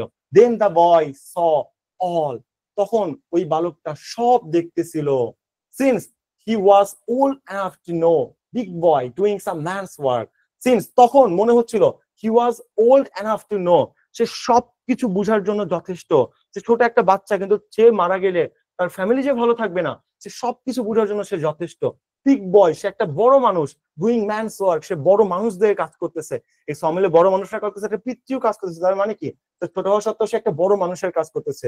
দো a child at heart, though a child at heart, যদিও কিনা সে মনে প্রাণে একটা শিশু, কিন্তু সে বড় মানুষদের সাথে কাঁধে কাঁধ মিলায় কাজ করতেছে। হি স অল স্পয়েলড, সে দেখতে পেল সব তার চোখের সামনে ধ্বংস হয়ে গেল। Don't let him cut my hand of, তার আত্মচিৎকার এরকম ছিল, সে বিশ্বাসই করতে পারতেছে না তার হাত কাটা পড়ছে, সে সবাইকে বলতেছে don't let him cut my hand of, তাকে আমার হাত কাটতে দিও না, আমার হাত কাটতে দিও না। The doctor when he comes, ডাক্তারটা যখন এসেছিল, বাচ্চাটা বারবার বলতেছিল ডাক্তার যেন আমার হাত না কাটে, ডাক্তারটাকে আমার হাত কাটতে দিও না, দিও না, মানে সে ভাবতেই পারতেছে না তার হাত কাটা পড়ছে, এমন একটা মানে ভয়ানক অনুভূতি এখানে প্রকাশ করতেছে। ডোন্ট লেট হিম সিস্টার, বোন আমার হাতটা তাকে কেটে নিয়ে যেতে দিও না, আমার তাহলে কি হবে, আমার ফ্যামিলিকে কিভাবে দেখবো। সো বলে একটা কিন্তু ফুল স্টপ, কমা কিন্তু না, সো ফুল স্টপ কিন্তু দিচ্ছে, সো যাই হোক এটা কি আর না হওয়ার, সো বলে একটা দীর্ঘ নিঃশ্বাস ফালানো বুঝাচ্ছে, ঠিক আছে, সো যাই হোক তা তো যা হোক তা তো হওয়ারই ছিল, but the hand has gone already, কিন্তু ওই হাতটা অলরেডি তো কাটা পড়েই গেছে, চলেই গেছে। Doctor put him in the dark of ether, doctor তাকে কি দিল, ডার্ক অফ ইথা, ঘুমের ওষুধ দিল। হি লেই, সে শুয়ে পড়লো, এন্ড পাপ, এবং ঠোঁট ফুপিয়ে ফুপিয়ে, হিজ লিপ পাপ হিজ লিপ, ঠোঁট ফুলিয়ে ফুলিয়ে, আউট উইথ হিজ ব্রেথ, তার নিঃশ্বাস নিচ্ছিল, বুড়া মানুষ যেরকম ঠোঁট ফুলাই ফুলাই নিঃশ্বাস নেয়, নাক দিয়ে নিঃশ্বাস নিতে পারে না, সেরকম সে শুয়ে পড়ে ঠোঁট ফুলাই ফুলাই নিঃশ্বাস নিচ্ছিল। এন্ড দেন তারপর the watcher at his pulse took fright, watcher মানে যারা তাকে দেখতে আসছিল ছোট বাচ্চাটাকে, বাচ্চাটা কি ওই মানুষটা কি করলো, the watcher at his pulse, তার হৃদস্পন্দন দেখে took fright, ভয় পেয়ে গেল যে এত বেশি হার্টবিট কেন হচ্ছে। no one believed, কেউ বিশ্বাস করতে পারতেছিল না যে একটা বাচ্চার এত বেশি জোরে হার্ট স্পিড কেন হচ্ছে, হৃদস্পন্দন কেন হচ্ছে, কেন হয় যখন মানুষ মারা যায় তখন প্রচুর হার্ট রেট বেড়ে যায়। তারপর they listened at his heart, কিছু কিছু মানুষ ওই বাচ্চার বুকে কান দিয়ে শুনতেছিল আসলেই কি তার এত জোরে হার্টবিট হচ্ছে, দেখি চেষ্টা করে শুনে দেখি তো। তারপর কি হলো, লিটল লেস নাথিং, কম, খুবই কম, নেই বললেই চলে, এন্ড দ্যাট এন্ডেড ইট, এবং এটা এখানেই সমাপ্ত হইল এবং বাচ্চাটা এখানেই মারা গেল। No more to build on there, কেউ তারপর এক মুহূর্তেও সেখানে অবস্থান করলো না। এন্ড দে, এবং তারা, since they were not the one day turned to their affairs, এবং দে তারা কি করলো, since যেহেতু they were not the one day, এবং তাদের মধ্যে যেহেতু এই মরে যাওয়া ছোট বাচ্চাটা কেউ ছিল না, কি করলো, turned to their affairs, তারা আবার তাদের কাজে ফেরত চলে গেল। তার মানে কি, পৃথিবীর নির্মমতম সত্য যে একটা মানুষের জন্য সময় কখনো ওয়েট করে চলে না, এবং মানুষ যে কি পরিমাণ মানে স্বার্থপর হইতে পারে কবি রবার্ট ফ্রস্ট এখানে দেখাই দিছে যে বাচ্চা মারা গেল, এরা বললো আমাদের মধ্যে তো কেউ না, আমাদের তো বাচ্চা মারা যায়নি, চলে গেল। এদিকে আবু সাইদ দেশটাকে ভালো রাখার জন্য নিজের জীবন বুক পাতে দিল। That's the concept. তো পৃথিবীর নির্মমতম পরিহাস এখানে বোঝানো হয়েছে। আর সেকেন্ড অফ অল যে ম্যাচুরিটি বয়সের সাথে আসে না, ম্যাচুরিটি আসে হইলো আপনার দায়িত্বের সাথে, এটা তিনি বুঝাইছে। ছোট্ট একটা বাচ্চা হাত যখন কাটা পড়লো, তার একটাই রুফুল লাভ, তার ফার্স্ট অনুভূতি ছিল রুফুল লাভ, বেদনাদায়ক হাসি, আত্মচিৎকার, নিজের হাত ধরে ফুপিয়ে ফুপিয়ে কান্না করতে করতে আসতেছিল, হাফ ইন অ্যাপিল যে আমার সাথে এমন কেন হইলো, but half as to keep the life from spilling. বাকি হাফ ছিল যে তার পরিবারের জীবনটা ধ্বংস হওয়া থেকে তার বাঁচাইতে হবে, কারণ তার টাকায় তার পরিবার চলে। That's the feelings of the point. Out Robert ফ্রস্টের। এখন বলেন এই কবিতা যে টেক্সট বুক থেকে আউট করছে, মানে টেক্সট বুক থেকে বাদ দিয়ে দিছে, তার কি হওয়া উচিত? এই জন্য বলছিলাম আমি যদি মানে এখানে এক্সামিনার থাকতাম, আমি এই কবিতা থেকে অবশ্যই 2টা কোশ্চেন দিতাম। এখন এটা আমার এক্সামিনার ব্যান করে দিক, যা করুক, আই রিয়েলি ডোন্ট ক্রাই। এই জন্য মাঝে মাঝে দেখা যায় যে আউট অফ সিলেবাস কোশ্চেন আসে। কেন আসে বলেন তো? কারণ হলো যে এখন যে কোশ্চেন করবে তার অনেক পছন্দ। ভাই আমার এই কবিতা অনেক পছন্দ, আমার ইএফটির মধ্যে এইটা সবচেয়ে বেশি পছন্দ, এটা যদি আমার আউট অফ সিলেবাস হয় আমি তখন কোশ্চেন করবোই ভাই, আমার ইচ্ছা, আমি ভার্সিটির টিচার, আমার যা ইচ্ছা আমি তা করবো, তোমার কি? So what. তো এই জন্য কিছু কিছু কোশ্চেন আউট অফ সিলেবাস আছে। এইগুলো হইলো মানে ওই এক্সামিনারের অনেক প্রিয়তম জিনিস, যেটা না দিলে আসলে হবে না, যেটা না দিলে ওর মনে হবে যে সবকিছু বাদ, কিছু একটা ফাঁকা আছে। সেটা হলো আউট কবিতা, যে শেষ হয়ে গেল, শেষ হয়ে গেল, লিটল লাস্ট লেস নাথিং, নেই, কমে গেল, শেষ হয়ে গেল, মানে কম, খুবই কম, শেষ, কম, খুবই কম, শেষ, এরকম একটা অনুভূতি এখানে। সেই জন্য লাস্টে নোট অফ এক্সক্লেমেশন দিছে। সেটা হলো রবার্ট ফ্রস্টের লেখা অন্যতম কবিতা। আমি ডিপলি পড়লাম না, কারণ এটা আপনার যেহেতু নাই, আর যদি পরীক্ষায় আসে আপনি যেন অন্তত থিম থেকে অ্যান্সার করতে পারেন, এই জন্য আপনাকে এটা আসলে শেখানো হলো। এখন এত সুন্দর পয়েন্ট কেন বাদ দেওয়া হলো এটা আমি কিভাবে বলি, এটা তো আমি নিজেও কনফিউজ। এবার টাইগার কবিতা আর she walks in a beauty যেটা আছে, এই 2টা কবিতা আমরা নেক্সট দিন পড়ার মাধ্যমে শেষ করে দিব, এবং এই 2টা কবিতাতে অনেক টাইম যাবে। সো আজকে মোটামুটি এই 5টা কবিতায় আমরা বইয়ের অলরেডি 11টা কবিতা শেষ করে দিচ্ছি, আর 2টা আছে, টোটাল 13টা কবিতা। এর বাইরে একটা কোশ্চেনও হবে না, এবং এটার সাথে যে এমসিকিউ প্র্যাকটিস ফাইল সেটা আমরা আপনাকে দিয়ে দিব, অবশ্যই পড়ে নেবেন। আশা করি আপনারা পুরা কবিতার ফিলিংস বা মর্মটা বুঝতে পারছেন। That's the theory. এতটুকু ছিল আমাদের কবিতা সম্পর্কে। লাস্টের তাই ভালো ছিল ভাই, অনেক ভালো ছিল, সারা জীবন মনে থাকে। এখন আপনি যদি জি বলেন। মানে যে 13টা বলছেন এগুলোর পর কি আর কোনগুলো পড়া লাগবে না? এর বাইরে তার কবিতাই নাই, বই আছে? I don't think so. আছে এই একটা আছে না? কবিতা আছে বই, লর্ড বাইরনের কবিতা, শি ওয়ার্কস ইন বিউটি, হ্যাঁ আছে তো। এই যে ওটাও কি পড়তে হবে না? এটা তো বইয়ের কবিতা, অবশ্যই পড়তে হবে, এটা নেক্সট দিন পড়াবো। হাই হাই কি বলে, ইংল্যান্ডের জাতীয় কবি, জাতীয় কবির কবিতা আপনি বাদ দিবেন? অসম্ভব, এটা কোনোভাবে বাদ দেওয়া যাবে না। এটা প্লাস টাইগার, এই 2টা কবিতা বাদ দেওয়া যাবে না। কালকে পড়াবো এটা, আজকে 5টা বললেন না, আর দিতে পারবেন না, এই জন্য স্কিপ করতেছি। যে সৌন্দর্যের মাঝে দিয়ে হেঁটে যায়, of a cloudless climes and starry sky, তারকা খচিত মেঘহীন আকাশের মধ্যে দিয়ে, at all the waves of dark and bright meet in a respect and her eyes, সবকিছু তার সৌন্দর্যের চোখের এবং চুলের মধ্যে যেন খুঁজে পাওয়া যায়। তা মিরাট খুবই সুন্দরতম একটা কবিতা, এটা নেক্সট দিন পড়বো আমরা, বাদ দেন আজকে আর না পড়ি। আগের ক্লাসগুলোকে রেকর্ডিং দেওয়া হবে, নোটের গ্রুপ দেখেন না যে রেকর্ডিং দিয়ে দিছি, কোথায় থাকেন, মন কোথায় থাকে? আচ্ছা আমাদের ভাইয়া কবিতার আমাদের মধ্যে এই ইংলিশ ক্লাসগুলো এন্ড হচ্ছে রিসেন্ট জিকের ক্লাসগুলো শেষ হওয়ার পর আমাদের ফাউন্ডেশন ব্যাচের কি আর কোনো ক্লাস আছে পরীক্ষার আগে? আর কিছু নাই, এরপর আপনাদের আমরা ম্যাথ আর আইকিউটা পড়াবো, শেষ, তারপর রিভিশন চলবে। ম্যাথ আর আইকিউ তো মেবি যে কোনো ভার্সিটির পরীক্ষা যেটা লাগবে তার মনে হয় কিছুদিন আগে, তাই না? হ্যাঁ, যেমন এটা আপনাদের আগে পড়ালে ভুলে যেতেন, পরীক্ষার আগে পড়াচ্ছি মনে থাকবে, ওইগুলো লাস্টে পড়ানো হয় যেন মনে থাকে, এই জন্য আমরা লাস্টে পড়াই। আচ্ছা ভাইয়া ভাইয়া হ্যাঁ, ম্যাথ আর আইকিউ হচ্ছে যারা এই ব্যাচে নিয়ে ভর্তি হয়েছে ওরাও কি পাবে? ফাউন্ডেশন কোর্স হলে আপনি 100% শিওর পাবেন। ম্যাথ ফাউন্ডেশন কোর্স মানে লাস্ট পর্যন্ত ফুল অ্যাক্সেস। আপনি কোন কোর্স আমি জানি না, এখানে সব ব্যাচের স্টুডেন্ট আছে। হ্যাঁ, ফাউন্ডেশন কোর্স হলে শিওর শর্ট অ্যাক্সেস পাবেন। আর যদি বিউপি হন, বিউপি পর্যন্তই শেষ, বিউপির জন্য যতটুকু যতটুকু লাগবে আর কি, এই আর কি। ভাইয়া হ্যাঁ বলেন। ভাইয়া রিটেনের জন্য মানে ফ্রি হ্যান্ড রাইটিং এ মানে কিভাবে কি করব বুঝতে পারছি না, মানে ঠিকঠাক ভাবে সেন্টেন্স মেক করতে পারতেছি না। রাইটিং তো আমরা এখনো শুরু করিনি, যখন শুরু করবো সেটা পারবেন। আর যদি আগেই আগায় রাখতে চান আমাকে টেক্সট দিন, আমি আমাদের রাইটিং এর গতবারের যে রেকর্ড ক্লাসগুলো আছে দিয়ে দিব, আপনি আগে আগে ফেলতে পারবেন, এবং বিউপি পর আমরা নতুন করে আবার শুরু করবো। যদি আপনি অনেক বেশি স্পিড অনুভব করেন, ইন কেস আমাকে মেসেজ করেন, আমি সবগুলো ক্লাস দিয়ে দেব। ভাইয়া আপনাকে অনেক টেন্স দেখা যাচ্ছে, মানে ওনার আবেগটা প্রকাশ করতে না পারার একটা আহুতি দেখা যাচ্ছে, ওই কবিতাটার আবেগ প্রকাশ করতে না পারার। না না ঠিক আছে, প্রকাশ করছে তো। লর্ড বায়রনের এটা সুন্দর, খুবই সুন্দর। না না এটা না ভাইয়া, ওই আউট অফ মানে খাত কাটা পড়ছে ওটার আবেগ আপনার ইন্সপিরেশনটা এখন আসতেছে যে আপনার মুখে, এখনো আপনি পারফেক্ট জ্ঞানটা করতে পারেন না এখনো, মানে হয়তো ছেলে বলে। আসলে সাহিত্য হলো আপনার মানে কি বলবো, মানে ফিলিংস এর সাথে রিলেটেড। হ্যাঁ, যারা ফিল করতে পারে সাহিত্য তাদের জন্য, সাহিত্য সবার জন্য না। কারণ আমি সাহিত্যিক দিক থেকে অনেক প্রিয় একটা মানুষ, এই জন্য সাহিত্যগুলো ফিল করতে পারেন, এর মধ্যে একদম ডুবে যাই এরকম আর কি। এত কঠিন কবিতা, বাট ভাইয়া আমি মানে খুবই স্মুথলি মনে রাখি। হ্যাঁ, আমার একটা কোশ্চেন ছিল, মানে বলেন। হচ্ছে এবার কি জেইউ থেকে লয়ের জন্য কি আলাদা ডিপার্টমেন্ট মানে কোর্সে আলাদা এক্সাম নেবে? মানে এটা শুনছিলাম আর কি, এটা কি সত্যি? এবার তো 10টা ইউনিট বানাইছে, আমার মনে হচ্ছে লর্ড জন্য আলাদা করছে। লেটস অফ দেখা যাক কি করে, ফুল সাইকেল লয়ের জন্য আলাদা ইউনিট করেছে ভাইয়া। ফিল 10টা ইউনিট যেহেতু করছে তাহলে তো করছে। এখন সার্কুলার আসলে আমরা জানাই দিব, টেনশন নেই। সার্কুলার না আসা পর্যন্ত কিছু বলতে পারতেছি না, আসা মাত্র ভাইয়া ওই দিন বলতেছিলাম কি, টেনশন নেই। আপনি কি ভাইয়া বিউপি তে পরীক্ষা দিয়েছিলেন ভাইয়া? না, আমার টাইমে বিউপিতে পরীক্ষা দিইনি। বিউপিতে অনেক টাকা খরচ হয়, 1.5 লাখ টাকা দিতে হয় 4 বছরে। আমার আব্বু আম্মু আমাকে 1000 টাকা দেওয়ারও বলছিল, 1000 টাকা দেওয়া যাবে না, আমি সামর্থ্য ছিল না, এই জন্য বিউপিতে পরীক্ষা দিইনি। শেষ।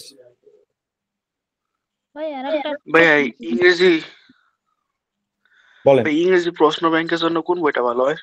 ইংরেজি প্রশ্ন ব্যাংকের জন্য কোন বইটা ভালো হয়? কোশ্চেন ব্যাংকের জন্য তো কোশ্চেন ব্যাংক ভালো, কোন বই ভালো আমরা কেমন কথা, পান করি কোশ্চেন ব্যাংক ভালো, এই তো। বা মাস্টার গ্রামার, সেখান থেকে সবাই পড়ে। ফার্স্ট পার্ট টেক্সট ফ্যান্সি, আমার অনেক রাইটারের আলাদা আলাদা থাকতে পারে না? না টেক্সট ফ্যান্সি আলাদা। ফার্স্ট পার্ট টেক্সট ফ্যান্সিয়া, গ্রামার আইটেম মাস্টার গ্রামার, আর কোশ্চেন ব্যাংক পান করি কোশ্চেন। শেষ, একদম। ভাইয়া বলেন। ভাইয়া গদ্যের কি কোনো রেকর্ড ক্লাস দেওয়া আছে? না, গডদের কোনো ক্লাস দিব না, ওটা একাই সহজ সহজ জিনিস, ওটা সবাই পড়তে পারে। ওটা জাস্ট এমসিকিউ দিবে, এমসিকিউ গুলো পড়বেন, শেষ। এবং আপনার ঢাবিতে গদ্যের কোনো কোশ্চেন আসছে। বাংলা সেকেন্ড পেপারের টপিক ওয়াইজ কি হচ্ছে গ্রুপে কি এমসিকিউ দেয়া হবে? Bangla paper grammar topic wise দেওয়া হয়েছে, কিন্তু ব্যাকরণ আইটেম একসাথে দিব, ওটা টপিক ওয়াইজ দেওয়া সম্ভব না। হ্যাঁ, একত্র করে আমরা দিয়ে দিব আর কি। টপিক ওয়াইজ শুধু মুখস্থ আইটেম গুলো দিচ্ছি আজকে রাতে। একাত্তর বলতে হচ্ছে গ্রামারের যে এমসিকিউ গুলো সবাই দিয়ে দিবেন ওটা? সব গ্রামার একসাথে। আচ্ছা ঠিক আছে ভাই, ওটাই আস্ক করছিলাম আর কি। দিয়ে দেওয়া হবে, সমস্যা নেই। Next question.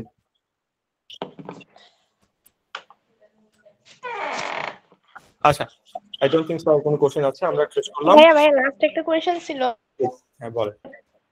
মানে এই যে কবি পরিচিতি এগুলো থেকে কি মানে জন্মসাল মৃত্যুসাল এগুলো থেকে কোনো প্রশ্ন আসে? আরাম মুখস্থ, এটাই লিটারেচার। এটা কি লিটারেচার বলা হয় ইংলিশে? বাংলায় যেটা কবি পরিচিতি, ইংলিশে এটা লিটারেচার।